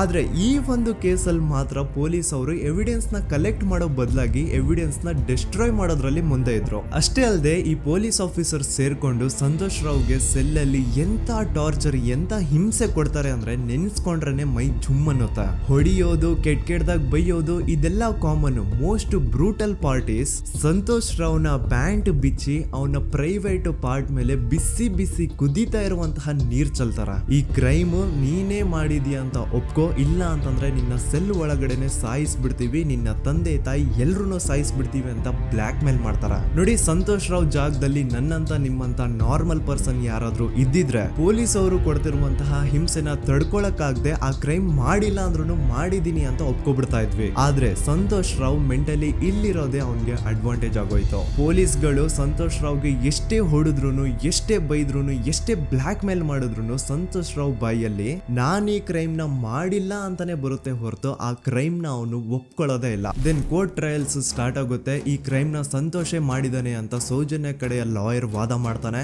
ಅದಕ್ಕೆ ಆಪೋಸಿಟ್ ಆಗಿ ಸಂತೋಷ್ ರಾವ್ ಕಡೆಯಿಂದ ಒಬ್ರು ಲಾಯರ್ ಇಲ್ಲ, ಸಂತೋಷ್ ರಾವ್ ಈ ಕ್ರೈಮ್ ನ ಮಾಡ್ಲಿಕ್ಕೆ ಸಾಧ್ಯನೇ ಇಲ್ಲ ಅಂತ ವಾದ ಮಾಡ್ತಿರ್ತಾರೆ. ಅಂಡ್ ಕೋರ್ಟ್ ಇಂದ ಆಚೆಗಡೆ ಸಂತೋಷ್ ರಾವ್ ನ ಅಗೇನ್ಸ್ಟ್ ಸ್ಟೂಡೆಂಟ್ಸ್ ಪ್ರೊಟೆಸ್ಟ್ ನಡೆಯುತ್ತೆ, ಪಬ್ಲಿಕ್ ಪ್ರೊಟೆಸ್ಟ್ ನಡೆಯುತ್ತೆ. ಅರೆಸ್ಟ್ ಆಗಿರುವಂತಹ ಸಂತೋಷ್ ರಾವ್ಗೆ ಗಲ್ಲಿಗೇರಿಸ್ರಿ ಅಂತ ಅವ್ರು ಡಿಮ್ಯಾಂಡ್ ಮಾಡ್ತಿರ್ತಾರೆ. ಸೊ ಹೀಗೆ ಒಂದು 2-3 ವರ್ಷ ಕಳೆದು ಹೋಗುತ್ತೆ. ನಂತರ ಒಂದು ಕೋರ್ಟ್ ಟ್ರಯಲ್ ಅಲ್ಲಿ ಸಂತೋಷ್ ರಾವ್ ಪರವಾಗಿ ಹೋರಾಡ್ತಿದ್ದಂತಹ ಲಾಯರ್ ಯಾಕೆ ಈ ಕೇಸ್ ಅಲ್ಲಿ ಸಂತೋಷ್ ಆರೋಪಿ ಅಲ್ಲ ಅಂತ ಪ್ರೂವ್ ಮಾಡ್ಲಿಕ್ಕೆ ಕೆಲವೊಂದು ಪಾಯಿಂಟ್ಸ್ ನ ಮುಂದೆ ಇಡ್ತಾರೆ. ಅದೇನಂತಂದ್ರೆ, ಮೊದಲನೇದಾಗಿ ಸಂತೋಷ್ ರಾವೇ ಈ ಕ್ರೈಮ್ ನ ಮಾಡಿದಾನೆ ಅಂತ ಒಂದು ಐ ವಿಟ್ನೆಸ್ ಇರಲ್ಲ. ಇನ್ನೊಂದು ಏನು ಅಂತಂದ್ರೆ, ಯಾವೊಂದು ಕಂಡೀಷನ್ ಅಲ್ಲಿ, ಯಾವೊಂದು ಬ್ರೂಟಲ್ ಕಂಡೀಷನ್ ಅಲ್ಲಿ ಸೌಜನ್ಯನ ಬಾಡಿ ಸಿಕ್ಕಿತ್ತೋ ಅದನ್ನ ಗಮನದಲ್ಲಿ ಇಟ್ಕೊಂಡು ಸ್ವಲ್ಪ ಪ್ರಾಕ್ಟಿಕಲ್ ಆಗಿ ಥಿಂಕ್ ಮಾಡಿದ್ರೆ ಆ ಒಂದು ಭೀಕರ ಕ್ರೈಮ್ ನ ಒಬ್ನೇ ಮಾಡ್ಲಿಕ್ಕೆ ಸಾಧ್ಯನೇ ಇಲ್ಲ. ಇನ್ನೊಂದು ಪಾಯಿಂಟ್ ಏನು ಅಂತಂದ್ರೆ, ಸೌಜನ್ಯನ ಇಂದ ಪೊಲೀಸ್ ಅವ್ರಿಗೆ ಯಾವುದೇ ಸ್ಪರ್ಮ್ ಸ್ಯಾಂಪಲ್ ಸಿಗ್ಬಾರ್ದು ಅಂತ 6 ಇಂಚು ಅಷ್ಟು ಮಣ್ಣು ಹಾಕಿರ್ತಾರ. ಸೊ ಈಗ ನೀವೇ ಹೇಳಿ, ಮೆಂಟಲಿ ಇಲ್ಲಿರುವಂತಹ ಪರ್ಸನ್ಗೆ ಇಷ್ಟೊಂದು ಬುದ್ಧಿವಂತಿಕೆ ಇರುತ್ತಾ ಅನ್ಕೊಳ್ಳಿ. ಅಷ್ಟೊಂದು ಬುದ್ಧಿವಂತಿಕೆ ಅವ್ನಿಗಿದ್ರೂನು ಆ ಕ್ರೈಮ್ ಮಾಡಾದ್ಮೇಲೆ ಅವನ ಆ ಊರಿಂದ ಓಡ್ ಹೋಗ್ಬೋದಾಗಿತ್ತು. ಆದ್ರೆ ಮತ್ತ್ಯಾಕೆ ಅವನು ಅದೇ ಊರಲ್ಲೇ ಇರ್ತಾನೆ. ಅಂಡ್ ಸೌಜನ್ಯ ಕೊನೆಯದಾಗಿ ಪ್ರಕೃತಿ ಹಾಸ್ಪಿಟಲ್ ಮುಂದ್ಗಡೆಯಿಂದ ನಡ್ಕೊಂಡು ಹೋಗ್ತಾ ಇರ್ಬೇಕಾದ್ರೆ ಆ ಪ್ರಕೃತಿ ಹಾಸ್ಪಿಟಲ್ ನ ಸೆಕ್ಯೂರಿಟಿ ಗಾರ್ಡ್ ನೋಡ್ತಾನೆ. ಅಂಡ್ ಪ್ರಕೃತಿ ಹಾಸ್ಪಿಟಲ್ ನ ಆಚೆಗಡೆ CCTV ಕ್ಯಾಮರಾನು ಇರುತ್ತೆ. ಸಡನ್ಲಿ ಆ CCTV ಫುಟೇಜ್ ಕೂಡ ಕಾಣೆ ಆಗ್ಬಿಡುತ್ತಾ. ಇನ್ನೊಂದೇನು ಅಂತಂದ್ರೆ, ಸೌಜನ್ಯನ ಮರ್ಡರ್ ಆಗಿದ್ದು ನೆಕ್ಸ್ಟ್ ದಿನಾನೇ ಪೊಲೀಸ್ ಅವರು ಆರೋಪಿನ ಹಿಡಿದ್ರು. ಸೊ ಹಾಗಿದ್ದಾಗ ಆ ಕಲೆಕ್ಟ್ ಮಾಡಿರುವಂತಹ ಸ್ಪರ್ಮ್ ಸ್ಯಾಂಪಲ್ಸ್ ನ ಲ್ಯಾಬ್ ಗೆ ಕಳಿಸಿ ಇವನೇ ಆರೋಪಿ ಅಂತ ಕನ್ಫರ್ಮ್ ಮಾಡೋ ಬದಲಾಗಿ ಯಾಕೆ ಪೊಲೀಸ್ ಅವರು ಆ ಸ್ಪರ್ಮ್ ಸ್ಯಾಂಪಲ್ಸ್ ನ ತಮ್ಮ ಹತ್ರನೇ ಇಟ್ಕೊಂಡು 12 ದಿನವರೆಗೂ ಅದಕ್ಕೆ ಫಂಗಸ್ ಹಿಡಿಯೋವರೆಗೂ ಕಾದು ಆಮೇಲೆ ಅದನ್ನ ಲ್ಯಾಬ್ ಕಳಿಸಿದ್ರು. ಅಂಡ್ ಮೇನ್ ಇಂಪಾರ್ಟೆಂಟ್ ಆಗಿ ಸಂತೋಷ್ ರಾವ್ಗೆ ಒಂದು ಗುಪ್ತ ರೋಗ ಇರುತ್ತೆ, ಅದೇ ಫಿಮೋಸಿಸ್ ಅಂತ. ಈ ಕಾಯಿಲೆ ಏನು ಅಂತ ನಾನು ಈ ವಿಡಿಯೋದಲ್ಲಿ ಡೀಟೇಲ್ಡ್ ಆಗಿ ಎಕ್ಸ್ಪ್ಲೈನ್ ಮಾಡ್ಲಿಕ್ಕೆ ಆಗಲ್ಲ. ಜಸ್ಟ್ ತಿಳ್ಕೊಳ್ಳಿ, ಈ ಒಂದು ಕಾಯಿಲೆ ಇರೋರು ಇಂಟಿಮಸಿ ಮಾಡ್ಲಿಕ್ಕೆ ಆಗಲ್ಲ. ಇನ್ ಕೇಸ್ ಮಾಡಿದ್ರು ಅವರು ಸುಖ ಅಲ್ಲ ನರಕ ಕಾಣ್ತಾರ. ಸೊ ಇಷ್ಟೆಲ್ಲ ವ್ಯಾಲಿಡ್ ಪಾಯಿಂಟ್ಸ್, ಇಷ್ಟೆಲ್ಲ ಫ್ಯಾಕ್ಟ್ಸ್ ಕಣ್ ಮುಂದೆ ಇರಬೇಕಾದ್ರೆ ಸ್ಟಿಲ್ ಪೊಲೀಸ್ ಅವರು ಯಾಕೆ ಈ ಕ್ರೈಮ್ ನ ಸಂತೋಷ್ ರಾವೇ ಮಾಡಿದಾನೆ ಅಂತ ಇವನ್ ಹಿಂದೆ ಬಿದ್ದಿದ್ದಾರೆ. ಯಾಕೆ ಅವರು ಈ ಕ್ರೈಮ್ ಇವನ್ ಬಿಟ್ರೆ ಬೇರೆ ಯಾರಾದ್ರೂ ಮಾಡಿರ್ಬೋದಲ್ಲ ಅಂತ ಆ ಆಂಗಲ್ ಅಲ್ಲಿ ಇನ್ವೆಸ್ಟಿಗೇಷನ್ ಮಾಡ್ತಿಲ್ವಲ್ಲ ಅಂತ ಪೊಲೀಸ್ ಅವರ ಇನ್ವೆಸ್ಟಿಗೇಷನ್ ಮೇಲೆ ಈಗ ಕ್ವಶನ್ ಬರುತ್ತೆ. So after hearing all of this, ಎಲ್ಲರಿಗೂ ಈಗ ಪೊಲೀಸ್ ಅವರ ಇನ್ವೆಸ್ಟಿಗೇಷನ್ ಇನ್ವೆಸ್ಟಿಗೇಷನ್ ಮೇಲೆ ಡೌಟ್ ಬರುತ್ತೆ. ಅಂಡ್ ಈವನ್ ಸೌಜನ್ಯ ಅವ್ರ ಮನೆಯವರು ಕೂಡ ನಿಜವಾದ ಆರೋಪಿ ಸಂತೋಷ್ ಅಲ್ಲ ಅಂತ ತಮ್ಮ ಅಭಿಪ್ರಾಯನ ವ್ಯಕ್ತಪಡಿಸ್ತಾರೆ. ಆಗ ಅಲ್ಲಿವರೆಗೂ ಸಂತೋಷ್ ರಾವ್ನ ಗಲ್ಲಿಗೇರಿಸಿ ಅಂತ ಏನು student protest and public protest ಎಲ್ಲ ನಡೀತಾ ಇತ್ತು, ಈಗ ಅದೆಲ್ಲ ನಿಂತು ಹೋಗಿ ಎಲ್ಲಾ ಹೇಟ್ ರೇಟ್ ಪೊಲೀಸ್ ಅವ್ರ ಕಡೆಗೆ ಹೋಗುತ್ತೆ. ಪೊಲೀಸ್ ಅವರು ಈ ಕೇಸಲ್ಲಿ ಕರಪ್ಟ್ ಆಗಿದ್ದಾರೆ, ಪೊಲೀಸ್ ಅವರೇ ಸತ್ಯ ಮುಚ್ಚಿಡ್ಲಿಕ್ಕೆ ಟ್ರೈ ಮಾಡ್ತಿದ್ದಾರೆ. ಹಾಗಾಗಿ ಈ ಕೇಸ್ನ ಇನ್ಮುಂದೆ ಪೊಲೀಸ್ ಅವರಲ್ಲದೆ ಸಿಬಿಐ ಅವರು ಇನ್ವೆಸ್ಟಿಗೇಷನ್ ಮಾಡಬೇಕು, ಈ ಕೇಸ್ನ ಸಿಬಿಐಗೆ ಒಪ್ಸಿ ಅಂತ ಅಗೇನ್ ಪ್ರೊಟೆಸ್ಟ್ ಗಳು ಸ್ಟಾರ್ಟ್ ಆಗ್ತವೆ. ಸೊ ಧರ್ಮಸ್ಥಳದಲ್ಲಿ ಇಷ್ಟೊಂದು ಹೋರಾಟಗಳಾಗ್ತಿದಾವೆ, ಒಬ್ಳು ಹುಡುಗಿ ಜೊತೆ ಇಷ್ಟೊಂದು ಅನ್ಯಾಯ ಆಗಿದೆ, ಆದ್ರೂ ಸಹ ಧರ್ಮಾಧಿಕಾರಿ ಏನು ಮಾತೇ ಆಡ್ತಿಲ್ವಲ್ಲ ಈ ಹುಡುಗಿ ಬಗ್ಗೆ ಅಂತ ಜನರು ಪ್ರಶ್ನೆ ಮಾಡಿದಾಗ ಆಗ ಧರ್ಮಾಧಿಕಾರಿನೂ ಜನರು ಮುಂದೆ ಬಂದ್ಬಿಟ್ಟು ಈ ಕೇಸ್ನ ಸಿಬಿಐಗೆ ಒಪ್ಸಿ ಅಂತ ಹೋರಾಟ ಮಾಡ್ತಾರ. ನಂತರ ಈ ಒಂದು ಕೇಸು ಪೊಲೀಸ್ ಅವರಿಂದ ಸಿಬಿಐ ಕೈಗೆ ಹೋಗುತ್ತೆ. ಸಿಬಿಐ ಕೈಗೆ ಹೋಗಿದ ತಕ್ಷಣ ಇಲ್ಲೇನು ಸತ್ಯ ಹೊರಗೆ ಬಂದಿಲ್ಲ. ಆ ಸಿಬಿಐ ಅವರು 3-4 ವರ್ಷ ಟೈಮ್ ತಗೊಂಡು ಮತ್ತೆ ಈ ಒಂದು ಕೇಸ್ನ ಇನ್ವೆಸ್ಟಿಗೇಷನ್ ಮಾಡ್ತಾರ. ಆದ್ರೆ ಅಲ್ಲೇನು ಇನ್ವೆಸ್ಟಿಗೇಷನ್ ಮಾಡ್ಲಿಕ್ಕೆ ಉಳ್ದೇ ಇರಲ್ಲ. ಆ ಪೊಲೀಸ್ ಅವರು ಅವ್ರ ಕೈಯಲ್ಲಿ ಈ ಕೇಸು ಇದ್ದಷ್ಟು ದಿನ ಎಷ್ಟಾಗುತ್ತೋ ಅಷ್ಟು ಎವಿಡೆನ್ಸ್ ನ ಡಿಸ್ಟ್ರಾಯ್ ಮಾಡ್ಬಿಟ್ಟಿರ್ತಾರ. ಸೊ ಹಾಗಾಗಿ ಅಲ್ಲಿ ಸಿಬಿಐ ಅವ್ರಿಗೆ ಇನ್ವೆಸ್ಟಿಗೇಷನ್ ಮಾಡ್ಲಿಕ್ಕೆ ಏನ್ ಉಳ್ದೇ ಇರಲ್ಲ. ಆದ್ರೂ ಸ್ಟಿಲ್ ಅವರು 3-4 ಇಯರ್ಸ್ ಟೈಮ್ ತಗೊಂಡು ನಂತರ ಫೈನಲಿ ಒಂದು ರಿಪೋರ್ಟ್ ನ ಕೋರ್ಟ್ಗೆ ಸಬ್ಮಿಟ್ ಮಾಡ್ತಾರ. ಅಂಡ್ ಸಿಬಿಐ ಅವರು ಕೋರ್ಟ್ಗೆ ಸಬ್ಮಿಟ್ ಮಾಡಿರುವಂತಹ ಆ ಒಂದು ರಿಪೋರ್ಟ್ ಅಲ್ಲಿ ಏನಿತ್ತು ಅಂದ್ರೆ ಸಿಬಿಐ ಇನ್ವೆಸ್ಟಿಗೇಷನ್ ಕನ್ಫರ್ಮ್ಸ್ ದಟ್ ಈ ಒಂದು ಕ್ರೈಮ್ ನ ಸಂತೋಷ್ ರಾವ್ ಮಾಡಿದಾನೆ ಅಂತ. ಆದ್ರೆ ಐರಾನಿ ಈಸ್ ಇದೇ ಒಂದು ರಿಪೋರ್ಟ್ ಅಲ್ಲಿ ಇವ್ರು ಏನ್ ಹೇಳ್ತಾರೆ ಅಂದ್ರೆ ಅವ್ರಿಗೆ ಯಾವುದೇ ತರ ಎವಿಡೆನ್ಸ್ ಸಿಕ್ಕಿಲ್ಲ ಅಂತ. ಯಾಕಂದ್ರೆ ಈ ಸೌಜನ್ಯ ಕೇಸು ಪೊಲೀಸ್ ಅವ್ರ ಕೈಯಲ್ಲಿ ಇದ್ದಾಗ ಪೊಲೀಸ್ ಅವರು ತಮ್ಮ ನಿರ್ಲಕ್ಷ್ಯದಿಂದ ಎಲ್ಲಾ ಎವಿಡೆನ್ಸ್ ನ ಕಳ್ಕೊಂಡ್ಬಿಟ್ಟಿರ್ತಾರ. ಅಂತದ್ರಲ್ಲಿ ಯಾವ ಒಂದು ಆಧಾರದ ಮೇಲೆ ಇವರು ಸಂತೋಷ್ ರಾವ್ ಈ ಕ್ರೈಮ್ ನ ಮಾಡಿದ್ದಾರೆ ಅಂತ ಕ್ವಶನ್ ಮಾಡಿದಾಗ ಸಿಬಿಐ ಅವ್ರ ಕಡೆಯಿಂದ ನೋ ಆನ್ಸರ್. ನೋಡಿ, ಮೊದ್ಲು ಈ ಒಂದು ಕೇಸ್ ನ ಪೊಲೀಸ್ ಅವರು ಇನ್ವೆಸ್ಟಿಗೇಷನ್ ಮಾಡಿ ನಂತರ ಈ ಒಂದು ಕೇಸು ಸಿಬಿಐ ಅವ್ರ ಕೈಗೆ ಹೋಗಿ ಅವರು 3-4 ವರ್ಷ ಟೈಮ್ ತಗೊಂಡು ಇನ್ವೆಸ್ಟಿಗೇಷನ್ ಮಾಡಿ ದೆನ್ ಫೈನಲ್ ರಿಪೋರ್ಟ್ ನ ಕೋರ್ಟ್ ಗೆ ಸಬ್ಮಿಟ್ ಮಾಡೋಷ್ಟ್ರಲ್ಲಿ ಸುಮಾರು 5-6 ವರ್ಷ ಕಳೆದು ಹೋಗಿರುತ್ತೆ. ಅಂಡ್ ಸ್ಟಿಲ್ ಈ ಒಂದು ಕೇಸಲ್ಲಿ ಏನೂ ಕನ್ಕ್ಲೂಷನ್ ಸಿಕ್ಕಿರಲ್ಲ. ಎವ್ರಿ ಇಯರ್ ಸೌಜನ್ಯನ ಬರ್ತ್ಡೇ ಇದ್ದಾಗ ಅಥವಾ ತಿಥಿ ಇದ್ದಾಗ ಅವಳನ್ನ ನೆನೆಸ್ಕೊಂಡು ಅವಳ ಹೆಸರಲ್ಲಿ public protest and student protest ನಡೀತಾನೆ ಇರ್ತವೆ. ಸೊ ಒಂದು ದಿನ ಈ ಒಂದು ಪ್ರೊಟೆಸ್ಟ್ ಗಳ ನ್ಯೂಸ್ ಗಿರೀಶ್ ಮುಟ್ಟಣ್ಣನವರ ಗಮನಕ್ಕೆ ಬರುತ್ತೆ. ಯಾರು ಈ ಗಿರೀಶ್ ಮುಟ್ಟಣ್ಣನವರ ಅಂದ್ರೆ ಇವರು very honest X police man. ನೀವು ನಂಬಲ್ಲ, ಇವ್ರು ಪೊಲೀಸ್ ಆಫೀಸರ್ ಇದ್ದಾಗ ಪಬ್ಲಿಕ್ ಅಲ್ಲಿ ಒಬ್ಬ MLA ಹೊಡೆದಿರ್ತಾರ. ಅಷ್ಟೇ ಅಲ್ಲ, ಪೊಲೀಸ್ ಡಿಪಾರ್ಟ್ಮೆಂಟ್ ಅಲ್ಲಿ ಕರಪ್ಷನ್ ಇದೆ, ಕರಪ್ಷನ್ ಇದ್ದಿದ್ ಕಡೆ ನಾನ್ ಇರಲ್ಲ ಅಂತ ಹೇಳ್ಬಿಟ್ಟು ತಮ್ಮ ಪೊಲೀಸ್ ಡ್ಯೂಟಿನ ಬಿಟ್ಬಿಟ್ಟು ಈಗ ಸಮಾಜದಲ್ಲಿ ಏನೇ ಅನ್ಯಾಯ ಆಗಿದ್ರು ಅದ್ರ ಅಗೇನ್ಸ್ಟ್ ವಾಯ್ಸ್ ರೈಸ್ ಮಾಡ್ತಿದಾರ. ಸೊ ಈ ಗಿರೀಶ್ ಮುಟ್ಟಣ್ಣನವರಿಗೆ ಸೌಜನ್ಯ ಕೇಸ್ ಬಗ್ಗೆ ಗೊತ್ತಾದಾಗ ಅವ್ರಿಗೆ ಈ ಕೇಸು ತುಂಬಾನೇ ಕಾಡುತ್ತೆ. ಅಲ್ಲ, ಇಷ್ಟೊಂದು ವರ್ಷಗಳಾಗೋಯ್ತು ಆ ಹುಡುಗಿ ಜೊತೆ ಅನ್ಯಾಯ ಆಗಿ, ಸ್ಟಿಲ್ ಈ ಒಂದು ಕೇಸ್ನ ಕನ್ಕ್ಲೂಷನ್ ಸಿಕ್ತಿಲ್ವಲ್ಲ, ಏನ್ ನಡೀತಿದೆ ಧರ್ಮಸ್ಥಳದಲ್ಲಿ ಅರ್ಥ ಆಗ್ತಿಲ್ವಲ್ಲ ಅಂತ ಈ ಗಿರೀಶ್ ಅವರು ತಮ್ಮ ಹಳೆ ಪೊಲೀಸ್ ಕಾಂಟ್ಯಾಕ್ಟ್ಸ್ ನ ಯೂಸ್ ಮಾಡ್ಕೊಂಡು ಆ ಸೌಜನ್ಯ ಕೇಸ್ ಫೈಲ್ ನ ಒಂದು ಕಾಪಿನ ತಮ್ಮ ಹತ್ರ ತರಿಸ್ಕೋತಾರ. ಆ ಒಂದು ಕೇಸ್ ಫೈಲ್ ಅಲ್ಲಿ ಸೌಜನ್ಯ ಬಗ್ಗೆ ಅಷ್ಟೇ ಅಲ್ಲದೆ ಸಂತೋಷ್ ರಾವ್ ಬಗ್ಗೆನೂ ಇನ್ಫಾರ್ಮೇಶನ್ ಇರುತ್ತೆ. ಅಂಡ್ ಗಿರೀಶ್ ಅವರು ಸಂತೋಷ್ ಬಗ್ಗೆ ಇರುವಂತಹ ಇನ್ಫಾರ್ಮೇಶನ್ ನೋಡ್ತಾ ಇರ್ಬೇಕಾದ್ರೆ ಅವರು ಒಂದು ವಿಷಯನ ನೋಟಿಸ್ ಮಾಡ್ತಾರ. ಅದೇನಂತಂದ್ರೆ ಪೊಲೀಸ್ ಅವರು ಸಂತೋಷ್ ರಾವ್ನ ಬರೀ ಸೌಜನ್ಯ ಕೇಸಲ್ಲಿ ಒಂದೇ ಫಿಟ್ ಮಾಡಿರಲ್ಲ, ಸೌಜನ್ಯ ಸಾಯೋಕ್ಕಿಂತ 20 ದಿನ ಹಿಂದೆ ಧರ್ಮಸ್ಥಳದಲ್ಲೇ ನಡೆದಿರುವಂತಹ ಒಂದು ಕ್ರೈಮ್ ಅಲ್ಲಿನೂ ಸಹ ಸಂತೋಷ್ ರಾವೇ ಆರೋಪಿ ಅಂತ ಮೆನ್ಷನ್ ಮಾಡಿರ್ತಾರ. ಸೊ ಸೌಜನ್ಯ ಕೇಸ್ ಬಿಟ್ಟು ಆ ಇನ್ನೊಂದು ಕೇಸ್ ಯಾವುದು, ಅದಕ್ಕೂ ಸಂತೋಷ್ಗೂ ಏನ್ ಸಂಬಂಧ, ಅದ್ರಲ್ಲಿ ಯಾಕೆ ಸಂತೋಷ್ನ ಪೊಲೀಸ್ ಅವರು ಫಿಟ್ ಮಾಡಿದ್ರು ಅಂತ ಪ್ರತಿಯೊಂದು ಹೇಳ್ತೀನಿ. ಆದ್ರೆ ನಾನಿಲ್ಲಿ ಯಾರ್ದೂ ರಿಯಲ್ ನೇಮ್ಸ್ ನ ಬಳಸಲ್ಲ. ಯಾಕಂದ್ರೆ ಮುಂದೆ ಕೇಸಲ್ಲಿ ತುಂಬಾ ದೊಡ್ಡ ಪವರ್ಫುಲ್ ವ್ಯಕ್ತಿಗಳ ಹೆಸರುಗಳು ಬರ್ತವೆ. ಅಂಡ್ ನನ್ ವಿಡಿಯೋ ಯೂಟ್ಯೂಬ್ ಇಂದ ಡಿಲೀಟ್ ಆಗೋದು ನನ್ಗೆ ಇಷ್ಟ ಇಲ್ಲ. ಹಾಗಾಗಿ ನಾನಿಲ್ಲಿ ಯಾರ್ದೂ ರಿಯಲ್ ನೇಮ್ಸ್ ನ ಬಳಸ್ತಿಲ್ಲ. ಬಟ್ ಯಾರ ಬಗ್ಗೆ ಹೇಳ್ತಿದ್ದೀನಿ ಅಂತ ಒಂದ್ ಸ್ವಲ್ಪ ನೀವೇ ಅರ್ಥ ಮಾಡ್ಕೊಳ್ಳಿ. ನೋಡಿ, ಧರ್ಮಸ್ಥಳದಲ್ಲಿ ಮಾಫಿಯಾ ಕೈಂಡ್ ಆಫ್ ನಡೆಸ್ತಿರುವಂತಹ ಒಂದು ವೆರಿ ಪವರ್ಫುಲ್ ಗೌಡ್ರು ಕುಟುಂಬ ಇದೆ. ಇವ್ರ ಹತ್ರ ಬೇಜನ್ ಆಸ್ತಿ, ಬೇಜನ್ ದುಡ್ಡು, ಬೇಜನ್ ಪವರ್, ಬೇಜನ್ ಇನ್ಫ್ಲೂಯೆನ್ಸ್ ಎಲ್ಲಾನು ಇದೆ. ಆ ಊರಲ್ಲಿ ಈ ಗೌಡ್ರು ಕುಟುಂಬದ್ದು ಎಷ್ಟೊಂದು ಕಂಟ್ರೋಲ್ ಇದೆ ಅಂತಂದ್ರೆ ಅವ್ರನ್ನ ಎದುರು ಹಾಕೊಳ್ಳೋರೆ ಯಾರು ಇಲ್ಲ. ಅಂಡ್ ಈ ಒಂದು ಗೌಡ್ರು ಕುಟುಂಬ ಒಂದು ಪ್ರೈವೇಟ್ ಟ್ರಸ್ಟ್ ಹೆಸರಲ್ಲಿ ಒಂದು ವೆರಿ ಪಾಪ್ಯುಲರ್ ದೇವಸ್ಥಾನನ ಸುಮಾರು ವರ್ಷಗಳಿಂದ ತಲೆ ಮಾರುಗಳಿಂದನೂ ನಡ್ಸ್ಕೊಂಡ್ ಬಂದಿರ್ತಾರ. ಅದೇ ಒಂದು ದೇವಸ್ಥಾನದಲ್ಲಿ 60 ವರ್ಷ ವಯಸ್ಸಾಗಿರುವಂತಹ ನಾರಾಯಣ ಅನ್ನೋ ಒಬ್ಬ ವ್ಯಕ್ತಿ ಮಾವುತನಾಗಿ ಕೆಲಸ ಮಾಡ್ತಿರ್ತಾನೆ. ನಾರಾಯಣ ಅವ್ರ ತಂದೆನೂ ಅದೇ ದೇವಸ್ಥಾನದಲ್ಲಿ ಮಾವುತಾಗಿ ಕೆಲಸ ಮಾಡ್ತಾ ಇದ್ರು, ಅವ್ರ ತಂದೆನೂ ಅದೇ ದೇವಸ್ಥಾನದಲ್ಲಿ ಮಾವುತಾಗಿ ಕೆಲಸ ಮಾಡ್ತಾ ಇದ್ರು. ಸೊ ಹೀಗೆ ತಲೆ ಮಾರುಗಳಿಂದ ಮಾವುತ ಆಗಿನೇ ನಾರಾಯಣನ ಕುಟುಂಬ ಆ ಒಂದು ದೇವಸ್ಥಾನದಲ್ಲಿ ಕೆಲಸ ಮಾಡ್ತಾ ಇರುತ್ತೆ. ಸೊ ಒಮ್ಮೆ ತುಂಬಾ ವರ್ಷಗಳ ಹಿಂದೆ ನಾರಾಯಣ ಅವ್ರ ತಂದೆ ಆ ದೇವಸ್ಥಾನದಲ್ಲಿ ಮಾವುತಾಗಿ ಕೆಲಸ ಮಾಡ್ತಾ ಇರ್ಬೇಕಾದ್ರೆ ಆಗಿನ ದೇವಸ್ಥಾನದ ಧರ್ಮಾಧಿಕಾರಿ ಆ ಮಾವುತನ ಕೆಲ್ಸದ ಮೇಲೆ ಇರುವಂತಹ ನಿಷ್ಠೆ, ಅವನ ನಿಯತ್ತು ಅಂಡ್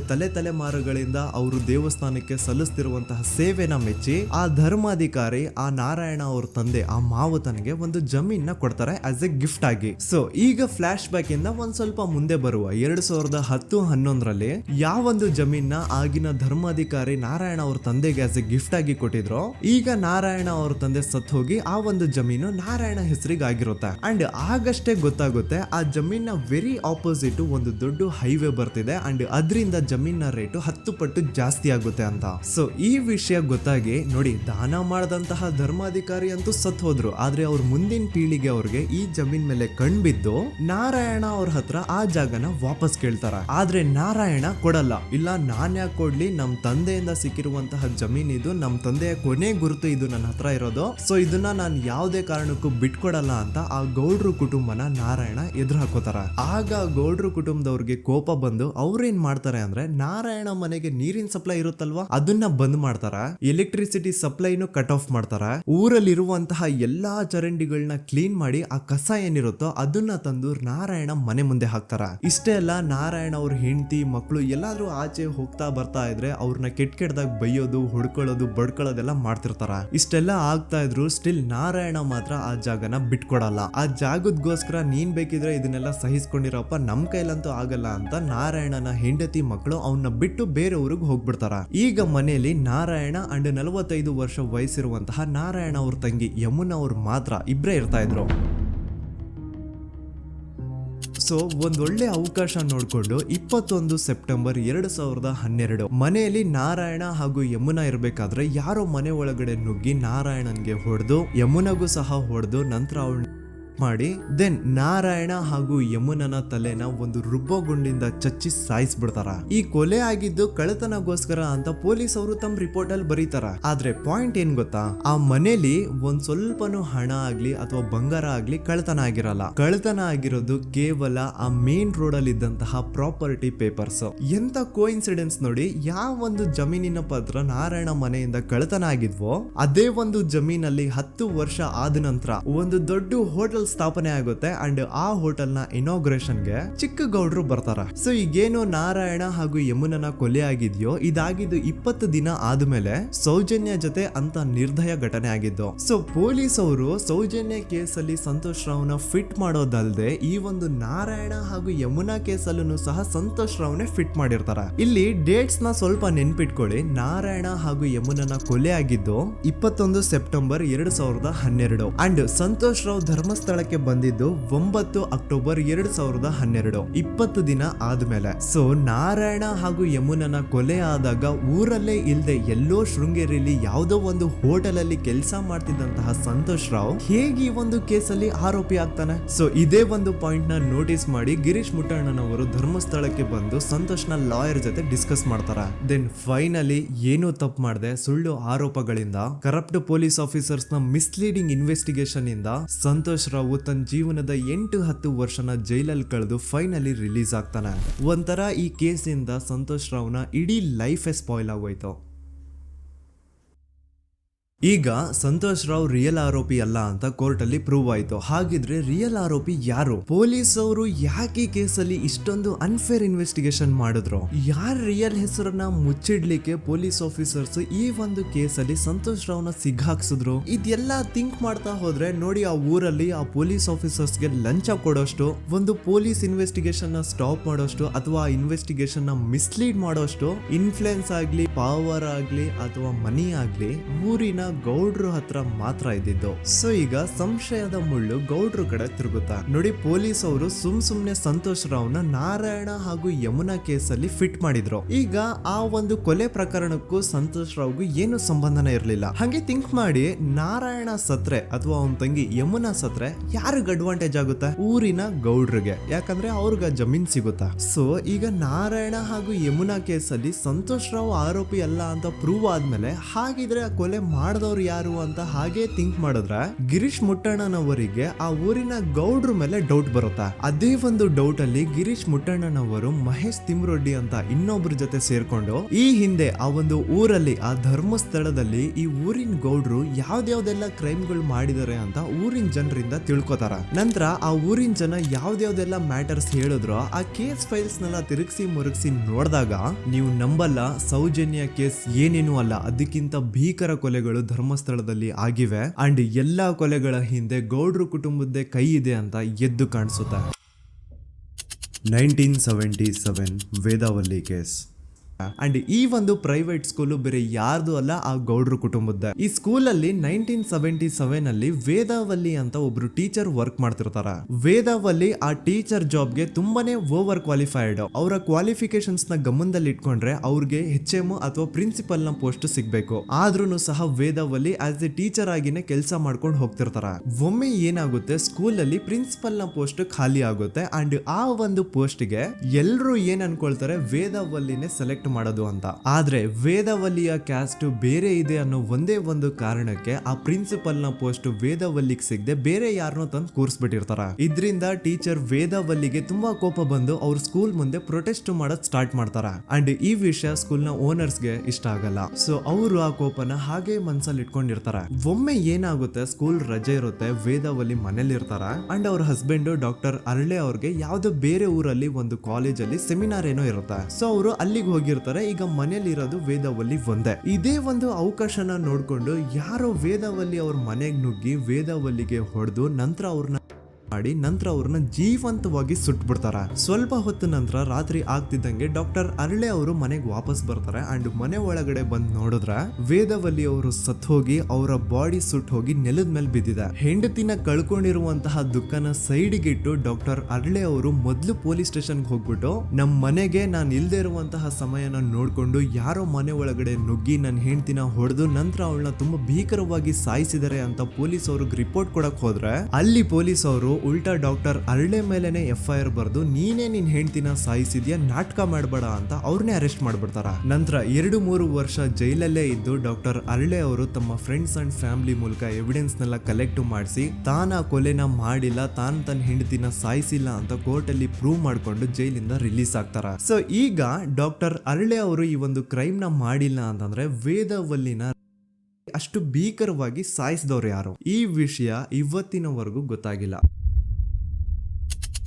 1986 ಅಲ್ಲಿ ನಡೆದಂತಹ ಪದ್ಮಲತಾ ಕೇಸ್. ಪದ್ಮಲತಾ ಅವ್ರ ತಂದೆ ಕಮ್ಯುನಿಸ್ಟ್ ಪಾರ್ಟಿನ ಲೀಡರ್ ಇರ್ತಾರೆ. ಅವ್ರ ರಿಯಲ್ ನೇಮ್ ಏನು ಅಂತ ನಮಗ್ ಗೊತ್ತಾಗಿಲ್ಲ, ಬಟ್ ಈ ವಿಡಿಯೋದಲ್ಲಿ ಅವ್ರ ಹೆಸರು ಲಕ್ಷ್ಮಣ್ ಅಂತ ಅನ್ಕೊಳ್ಳಿ. ಸೊ ಕಮ್ಯುನಿಸ್ಟ್ ಪಾರ್ಟಿನ ಲೀಡರ್ ಇರುವಂತಹ ಲಕ್ಷ್ಮಣ್ ಅವ್ರಿಗೆ ಊರಲ್ಲಿ ತುಂಬಾನೇ ಸಪೋರ್ಟ್ ಇರುತ್ತೆ, ಊರಿನ ಜನರ ಫೇವ್ರೇಟ್ ಇರ್ತಾರೆ ಇವರು. ಅಂಡ್ ಅದೇ ವರ್ಷ ಅಂದ್ರೆ 1986 ಅಲ್ಲಿ ಪಂಚಾಯತ್ ಎಲೆಕ್ಷನ್ ಬೇರೆ ಇರುತ್ತೆ ಅಂಡ್ ಎಲ್ರಿಗೂ ಗೊತ್ತಿತ್ತು ಲಕ್ಷ್ಮಣೆ ಗೆಲ್ಲೋದು ಅಂತ. ಆ ಪಂಚಾಯತ್ ಎಲೆಕ್ಷನ್ ಅಲ್ಲಿ ಲಕ್ಷ್ಮಣ್ನ ಆಪೋಸಿಟ್ ಗೌಡ್ರಿಗೆ ತುಂಬಾ ಬೇಕಾಗಿರೋರು ಒಬ್ರು ನಿಂತಿರ್ತಾರ ಅಂಡ್ ಅವ್ರಿಗೂ ಗೊತ್ತಿತ್ತು ಎಲೆಕ್ಷನ್ ಏನಾದ್ರು ಆದ್ರೆ ಲಕ್ಷ್ಮಣ ಎಲೆಕ್ಷನ್ ಅಲ್ಲಿ ಗೆಲ್ಲೋದು ಅಂತ. ಸೊ ಎಲ್ಲಿ ಸೋತೋಗ್ಬಿಡ್ತೀವೋ ಅನ್ನೋ ಭಯಕ್ಕೆ ಆ ಗೌಡ್ರು ಕಡೆ ಅವ್ರು ಏನ್ ಮಾಡ್ತಾರೆ, ಲಕ್ಷ್ಮಣ್ನ ಅಪ್ರೋಚ್ ಮಾಡಿ ಮುಚ್ಕೊಂಡು ಈ ಪಂಚಾಯತ್ ಎಲೆಕ್ಷನ್ ಅಲ್ಲಿ ನಿನ್ ನಾಮಿನೇಷನ್ ನ ಕ್ಯಾನ್ಸಲ್ ಮಾಡು ಅಂತ ವಾರ್ನಿಂಗ್ ಕೊಡ್ತಾರ.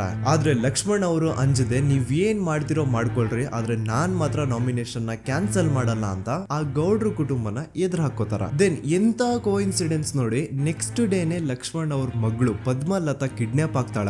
ಸುಮಾರು 56 ದಿನ ಅವಳನ್ನ ಯಾರೋ ಕಿಡ್ನಾಪ್ ಮಾಡ್ತಾರೆ ಅಂಡ್ ಆ 56 ದಿನ ಡೈಲಿ ಅವಳನ್ನ ಶೋಷಣೆ ಕೂಡ ಮಾಡ್ತಾರೆ. ನಂತರ 56 ದಿನ ಆದ್ಮೇಲೆ ಪದ್ಮಲತನ ಬಾಡಿ ನೇತ್ರಾವತಿ ನದಿಲಿ ತೇಲ್ತಾ ಸಿಗುತ್ತಾ. ಆಸ್ ಎಕ್ಸ್ಪೆಕ್ಟೆಡ್ ಈ ಕೇಸಲ್ಲೂ ಪೊಲೀಸ್ ಅವ್ರ ಕಡೆಯಿಂದ ಪ್ರಾಪರ್ ಇನ್ವೆಸ್ಟಿಗೇಷನ್ ಆಗಲ್ಲ ಅಂಡ್ ಯಾರ್ ಪದ್ಮಲತನ ಕಿಡ್ನಾಪ್ ಮಾಡಿದ್ರು, ಯಾರು ಅವಳನ್ನ 15 ದಿನವರೆಗೂ ಶೋಷಣೆ ಮಾಡಿ ನಂತರ ಅವಳನ್ನ ಅಷ್ಟು ಭೀಕರವಾಗಿ ಸಾಯಿಸಿದ್ರು ಅಂತ ಇವತ್ತಿನ ದಿನದವರೆಗೂ ಗೊತ್ತಾಗಿಲ್ಲ.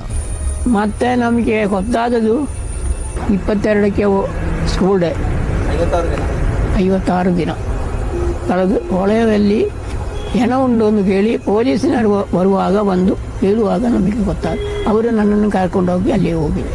ಇನ್ನೊಂದು ಲಾಸ್ಟ್ ಕೇಸ್ ಇದೆ, ಇದು ಅರ್ಲಿ 2000 ಅಲ್ಲಿ ನಡೆದಿರೋದು. ಇವ್ರದ್ದು ಅಷ್ಟಾಗಿ ಡೀಟೇಲ್ಸ್ ನಾನು ಹೇಳಲ್ಲ, ಜಸ್ಟ್ ಮೇಲ್ ಹೇಳ್ತೀನಿ. 2000 ಇಸ್ವಿಯಲ್ಲಿ ಧರ್ಮಸ್ಥಳದಲ್ಲಿ 2 ಫಿನಾನ್ಸ್ ಬ್ಯಾಂಕ್ ಇರ್ತಾವೆ. ಒಂದು ಅಗೇನ್ ರಿಯಲ್ ನೇಮ್ ತಗೊಳ್ಳೋದು ಬೇಡ, ಲೈಕ್ ಜಸ್ಟ್ ಸಹಕಾರ ಗ್ರಾಮೀಣ ಬ್ಯಾಂಕ್ ಅನ್ಕೊಳ್ಳಿ. ಅಂಡ್ ಇನ್ನೊಂದು ಬಂದ್ಬಿಟ್ಟು ಫೈನಾನ್ಸ್ ಪ್ರೈವೇಟ್ ಲಿಮಿಟೆಡ್ ಬಂದು ಗೌಡ್ರು ಕುಟುಂಬ ಅವ್ರಿಗೆ ಸೇರಿದ್ದು. ಆ ಕಡೆ ಇವ್ರ ಆಪೋಸಿಟ್ ಏನದು ಗ್ರಾಮೀಣ ಬ್ಯಾಂಕ್ ಇತ್ತು, ಅದರಲ್ಲಿ ಒಬ್ಬ ಮ್ಯಾನೇಜರು ಬಡವ್ರಿಗೆ ಸಹಾಯ ಆಗ್ಲಿ ರೈತರಿಗೆ ಸಹಾಯ ಆಗ್ಲಿ ಅಂತ ತುಂಬಾ ಕಡಿಮೆ ಬಡ್ಡಿಗೆ ಲೋನ್ ಕೊಡ್ತಿರ್ತಾನೆ. ಇದ್ರಿಂದಾಗಿ ಧರ್ಮಸ್ಥಳದಲ್ಲಿ ಆಲ್ಮೋಸ್ಟ್ ಎಲ್ಲಾ ಕಸ್ಟಮರ್ಸ್ ಆ ಗ್ರಾಮೀಣ ಬ್ಯಾಂಕ್ ಕಡೆಗೆ ಹೋಗ್ತಿರ್ತಾರೆ, ಪ್ರೈವೇಟ್ ಲಿಮಿಟೆಡ್ ಕಡೆಗೆ ಯಾರು ಬರ್ತಿರಲ್ಲ. ಇದ್ರಿಂದ ಗೌಡ್ರಿಗೆ ಲಾಸ್ ಆಗ್ತಿರುತ್ತ. ಸೊ ಅವ್ರೇನ್ ಮಾಡ್ತಾರೆ, ಆ ಗ್ರಾಮೀಣ ಬ್ಯಾಂಕ್ ನ ಮ್ಯಾನೇಜರ್ ಏನಿದ್ನೋ ಅವನ್ಗೆ ಒಂದು ಸ್ವೀಟ್ ವಾರ್ನಿಂಗ್ ಕೊಡ್ತಾರ, ಮುಚ್ಕೊಂಡು ಇನ್ಮೇಲೆ ಇಂದ ನಿನ್ ಲೋನ್ಸ್ ಕೊಡೋದನ್ನ ನಿಲ್ಸ್ಬಿಡು. ಇನ್ ಕೇಸ್ ಲೋನ್ ಕೊಟ್ರು ನಾವ್ ಯಾವ ಇಂಟ್ರೆಸ್ಟ್ ರೇಟ್ ಗೆ ಲೋನ್ ನ ಕೊಡ್ತಾ ಇದೀವೋ ಅದೇ ರೇಟ್ ಗೆ ನೀನು ಕೊಡು ಅಂತ ಫೋರ್ಸ್ ಮಾಡ್ತಾರ. ಆದ್ರೆ ಆ ಗ್ರಾಮೀಣ ಬ್ಯಾಂಕ್ ನ ಮ್ಯಾನೇಜರ್ ಇದ್ಯಾವುದನ್ನು ಕಿವಿಗೆ ಹಾಕೊಳ್ಳಾರ್ದೆ ಅವ್ನ್ ಕೆಲಸ ಅವ್ನ್ ಮಾಡ್ಕೊಂಡು ಹೋಗ್ತಾನ. ದೆನ್ ಸಡನ್ಲಿ ಒಂದು ದಿನ ಬ್ಯಾಂಕ್ ಮ್ಯಾನೇಜರ್ ನ ಹೆಂಡತಿನ ಮನೆ ಒಳಗಡೆನೆ ನುಗ್ಗಿ ಯಾರು ಮಾಡಿ ತುಂಬಾ ಭೀಕರವಾಗಿ ಸಾಯಿಸ್ಬಿಡ್ತಾರ. ಇದರ ರಿಗಾರ್ಡಿಂಗ್ ಆ ಬ್ಯಾಂಕ್ ಮ್ಯಾನೇಜರ್ ಪೊಲೀಸ್ ಸ್ಟೇಷನ್ ಅಲ್ಲಿ ಕಂಪ್ಲೇಂಟ್ ಕೊಡಕ್ ಹೋದ್ರೆ ಪೊಲೀಸ್ ಅವರು ಉಲ್ಟಾ ಆ ಬ್ಯಾಂಕ್ ಮ್ಯಾನೇಜರ್ ಹೆಸರಲ್ಲೇ FIR ಬರ್ದು ನೀನೇ ನಿನ್ ಹೆಂಡತಿನ ಸಾಯಿಸಿದ್ಯಾ ಅಂತ ಅವನ್ನೇ ಅರೆಸ್ಟ್ ಮಾಡ್ಬಿಡ್ತಾರ. ನಂತರ 1-2-3 ವರ್ಷ ಆ ಬ್ಯಾಂಕ್ ಮ್ಯಾನೇಜರ್ ಜೈಲಲ್ಲಿ ಇರ್ತಾನೆ. ಅದಾದ್ಮೇಲೆ ಅವನ ಕ್ರೈಮ್ ನ ಮಾಡಿಲ್ಲ ಅಂತ ಕೋರ್ಟ್ ಅಲ್ಲಿ ಪ್ರೂವ್ ಆಗುತ್ತೆ. ಆದ್ರೆ ರಿಯಲ್ ಕ್ರೈಮ್ ಮಾಡಿದವರು ಯಾರು ಅಂತ still it's A question mark. And ಇನ್ನೊಂದು ನಾರಾಯಣ ಅಂಡ್ ಯಮುನಾ ಕೇಸ್ ಬಗ್ಗೆ ಅಂತೂ ನಾನು ಆಗ್ಲೇ ನಿಮ್ಗೆ ಎಕ್ಸ್ಪ್ಲೇನ್ ಮಾಡಿದೆ. ಸೊ ಎಂತ ಕೋಇನ್ಸಿಡೆಂಟ್ಸ್ ಗಳು ನೋಡಿ, ಯಾರೆಲ್ಲ ಆ ಧರ್ಮಸ್ಥಳದಲ್ಲಿ ಗೌಡ್ರು ಕುಟುಂಬನ ಎದುರಾಕೊಂಡಿದಾರೋ ಅವ್ರ ಜೀವನದಲ್ಲಿ ಏನೋ ಒಂದು ತುಂಬಾ ದೊಡ್ಡ ದುರಂತ ನಡೆದು ಹೋಗುತ್ತಾ. ಅಂಡ್ ಸರ್ಪ್ರೈಸಿಂಗ್ಲಿ ಅವ್ರ ಕೇಸಲ್ಲಿ ಪೊಲೀಸ್ ಅವ್ರ ಕಡೆಯಿಂದ ಪ್ರಾಪರ್ ಇನ್ವೆಸ್ಟಿಗೇಷನ್ ಆಗಲ್ಲ. ಅಂಡ್ ಯಾರ ಕ್ರೈಮ್ ನ ಮಾಡಿದ್ರು ಅಂತ ಯಾವತ್ತೂ ಹೊರಗೆ ಬರೋದೇ ಇಲ್ಲ. ಸೊ ಈ ಗೌಡ್ರು ಕುಟುಂಬದವರು ಧರ್ಮಸ್ಥಳದಲ್ಲಿ ಬೇಜನ್ ಕರ್ಮಕಾಂಡಗಳನ್ನ ಮಾಡಿದ್ದಾರೆ. ಅಂಡ್ ಅವ್ರ ಪವರ್ ಅಂಡ್ ಅವ್ರಿಗಿರುವಂತಹ ಇನ್ಫ್ಲೂಯೆನ್ಸ್ ಇಂದ ಆ ಎಲ್ಲಾ ಕೇಸ್ ನ ಮುಚ್ಚಾಕಿದ್ದಾರೆ ಅಂತ ಮಹೇಶ್ ಹಾಗೂ ಗಿರೀಶ್ ಮುಟ್ಟಣ್ಣನವರ ಹೇಳಿಕೆ ಆಗಿದೆ. ಸೊ ಗೌಡ್ರು ಫ್ಯಾಮಿಲಿನ ಟ್ರ್ಯಾಕ್ ರೆಕಾರ್ಡ್ ನೋಡಿದ್ರೆ ಧರ್ಮಸ್ಥಳದಲ್ಲಿ ಒಂದು ಹುಡುಗಿನ ರೇಪ್ ಅಂಡ್ ಮರ್ಡರ್ ಮಾಡಿ ದೆನ್ ಪೊಲೀಸ್ ಅವ್ರಿಗೆ ಲಂಚ ಕೊಟ್ಟು ಇನ್ವೆಸ್ಟಿಗೇಷನ್ ನ ಮಿಸ್ಲೀಡ್ ಮಾಡೋಷ್ಟು ಪವರ್ ಇನ್ಫ್ಲೂಯೆನ್ಸ್ ಈ ಗೌಡ್ರು ಕುಟುಂಬಕ್ಕೆ ಮಾತ್ರ ಇರೋದು. ಈಗ ಸಂತೋಷ್ ರಾವ್ ಅಂತೂ ಸೌಜನ್ಯ ಕೇಸಲ್ಲಿ ಆರೋಪಿ ಅಲ್ಲ ಅಂತ ಪ್ರೂವ್ ಆಯ್ತು. ಹಾಗಿದ್ರೆ ರಿಯಲ್ ಆರೋಪಿ ಯಾರು? ನೆನಪು ಮಾಡ್ಕೊಳ್ಳಿ, 11 ಅಕ್ಟೋಬರ್ 2012 ಸಂಜೆ 5 ಗಂಟೆ ಹಾಗೆ ಬಾಹುಬಲಿ ಬೆಟ್ಟದಲ್ಲಿ ಸಂತೋಷ್ ರಾವ್ ತನ್ನ ಪಾಡಿಗೆ ತಾನು ಸೀನರೀಸ್ ನ ಎಂಜಾಯ್ ಮಾಡ್ಕೊಂಡು ಸುಮ್ನೆ ಕೂತಿರ್ಬೇಕಾದ್ರೆ ಅವನ ಹತ್ರ 5 ಜನ ಕಿಡಿಗೇಡಿಗಳು ಬಂದು ಜಗಳ ತೆಗಿತಾರ. ಆ 5 ಜನ ಕಿಡಿಗೇಡಿಗಳು ಯಾರು ಅಂತ ನಾನು ಇಲ್ಲಿವರೆಗೂ ನಿಮ್ಗೆ ಹೇಳಿಲ್ಲ. ಸೊ ಅವರು ಬೇರೆ ಯಾರು ಅಲ್ಲ, ಚಿಕ್ಕ ಗೌಡ್ರು ಮಗ ನಿಶಾಂತ್ ಜೈನ್ ನ ವೆರಿ ಕ್ಲೋಸ್ ಫ್ರೆಂಡ್ಸ್. ಅವ್ರು ದಣಿ ಮಾಡಿರುವಂತಹ ಕ್ರೈಮ್ ಅಲ್ಲಿ ಬೇರೆ ಯಾರನ್ನಾದ್ರೂ ಸಿಗಿಸ್ಬೇಕಲ್ಲ ಅಂತ ಇವ್ರು ಬಕ್ರ ಹುಡುಕ್ತಾ ಇರ್ಬೇಕಾದ್ರೆ ಆಗ ಇವ್ರಿಗೆ ಸಿಗೋದೆ ಸಂತೋಷ್ ರಾವ್. ಅಗೇನ್ ಇನ್ನೊಂದು ಎಂತ ಕೋಇನ್ಸಿಡೆನ್ಸ್ ನೋಡಿ, ಸಂತೋಷ್ ರಾವ್ ಸೌಜನ್ಯ ಕೇಸಲ್ಲಿ ಅರೆಸ್ಟ್ ಆದ ನಂತರ ಚಿಕ್ಕ ಗೌಡ್ರು ಮಗ ನಿಶಾಂತ್ ಜೈನ್ ದೇಶನೇ ಬಿಟ್ಟು ಹೋಗ್ಬಿಡ್ತಾನೆ. ಈ ಕೇಸಲ್ಲಿ ಚಿಕ್ಕ ಗೌಡ್ರು ಮಗ ಇನ್ವಾಲ್ವ್ಮೆಂಟ್ ಇದೆ ಅಂತ ಯಾರಿಗೂ ಡೌಟೇ ಬರ್ತಾ ಇರ್ಲಿಲ್ಲ. ಡೌಟ್ ಯಾವಾಗ ಬಂತು ಅಂದ್ರೆ ಆ 5 ಜನ ಕಿಡಿಗೇಡಿಗಳು ಯಾರು ಸಂತೋಷ್ನ ಈ ಒಂದು ಕೇಸಲ್ಲಿ ಸಿಗಾಕ್ಸಿದ್ರು ಆ 5 ಜನರಲ್ಲಿ ಒಬ್ಬ ರವಿ ಪೂಜಾರಿ ಅಂತಾನು ಇರ್ತಾನೆ.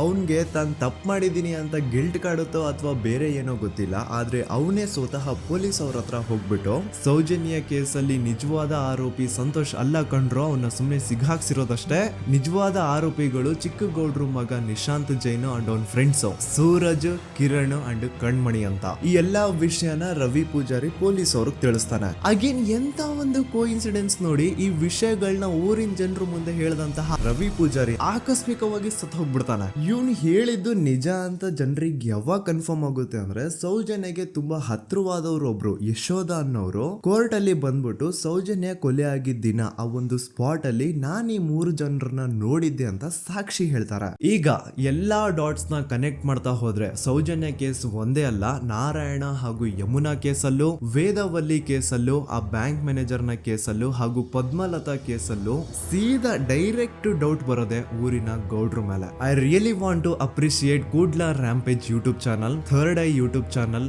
ಗಿರೀಶ್ ಮುಟ್ಟಣ್ಣನವರು ಸರ್ ಹಾಗೂ ಮಹೇಶ್ ಅವರು ಅಂಡ್ ಆಲ್ ಅದರ್ಸ್. ಇವರ ಕಾನ್ಸ್ಟೆಂಟ್ ಎಫರ್ಟ್ಸ್ ಇಂದಾನೆ ಸತ್ಯ ಏನಂತ 1 by 1 ಹೊರಗೆ ಬರ್ತಿದೆ and they are trying their level best to catch real criminals. At present Soujanya case ಬಗ್ಗೆ ಅಪ್ಡೇಟ್ ಏನು ಅಂತಂದ್ರೆ ಹೈಕೋರ್ಟ್ ವರೆಗೂ ಈ ಒಂದು ಕೇಸ್ ಹೋಗಿದೆ ಅಂಡ್ ಈ ಕೇಸಲ್ಲಿ ಈಗ ಇನ್ನೊಮ್ಮೆ ಮತ್ತೆ ಫ್ರೆಶ್ ಆಗಿ ರೀಇನ್ವೆಸ್ಟಿಗೇಷನ್ ಸ್ಟಾರ್ಟ್ ಆಗಬೇಕು ಅಂತ ಹೋರಾಟ ನಡೀತಿದೆ. ಸುದೂತ ಪ್ರಜೆಗಳೇ, ಇದಾಗಿತ್ತು ಸೌಜನ್ಯ ಕೇಸ್ ಬಗ್ಗೆ ನಮ್ಮ ಒಂದು ಡೀಟೇಲ್ಡ್ ವಿಡಿಯೋ. ಈ ವಿಡಿಯೋದಲ್ಲಿ ನನ್ನಿಂದ ಎಲ್ಲಾದ್ರೂ ಏನಾದ್ರೂ ಚಿಕ್ಕ ಪುಟ್ಟ ಇನ್ಫಾರ್ಮೇಶನ್ ಮಿಸ್ ಆಗಿದ್ರೆ ಅಥವಾ ಮಿಸ್ಟೇಕ್ ಆಗಿದ್ರೆ ಅದನ್ನ ದಯವಿಟ್ಟು ಕಮೆಂಟ್ ಸೆಕ್ಷನ್ ಅಲ್ಲಿ ಹೈಲೈಟ್ ಮಾಡಿ. ಈ ವಿಡಿಯೋ ಯಾವಾಗ ಯೂಟ್ಯೂಬ್ ಇಂದ ಡಿಲೀಟ್ ಆಗುತ್ತೋ ನನ್ಗಂತೂ ಗೊತ್ತಿಲ್ಲ. ಸೊ ಪ್ಲೀಸ್ ಆದಷ್ಟು ಬೇಗ ಇದನ್ನ ಎಲ್ಲಾ ಕಡೆ ಶೇರ್ ಮಾಡಿ. ಓಕೆ ಪ್ರಜೆಗಳೇ, ಇವತ್ತಿಗಿಷ್ಟು ಸಾಕು ಅನ್ಕೊಳ್ತೀನಿ. ನಾನು ನಿಮ್ಮ ದೂತ ಸಮೀರ್ MD. ಮತ್ತೆ ಸಿಗ್ತೀನಿ ನೆಕ್ಸ್ಟ್ ವಿಡಿಯೋದಲ್ಲಿ.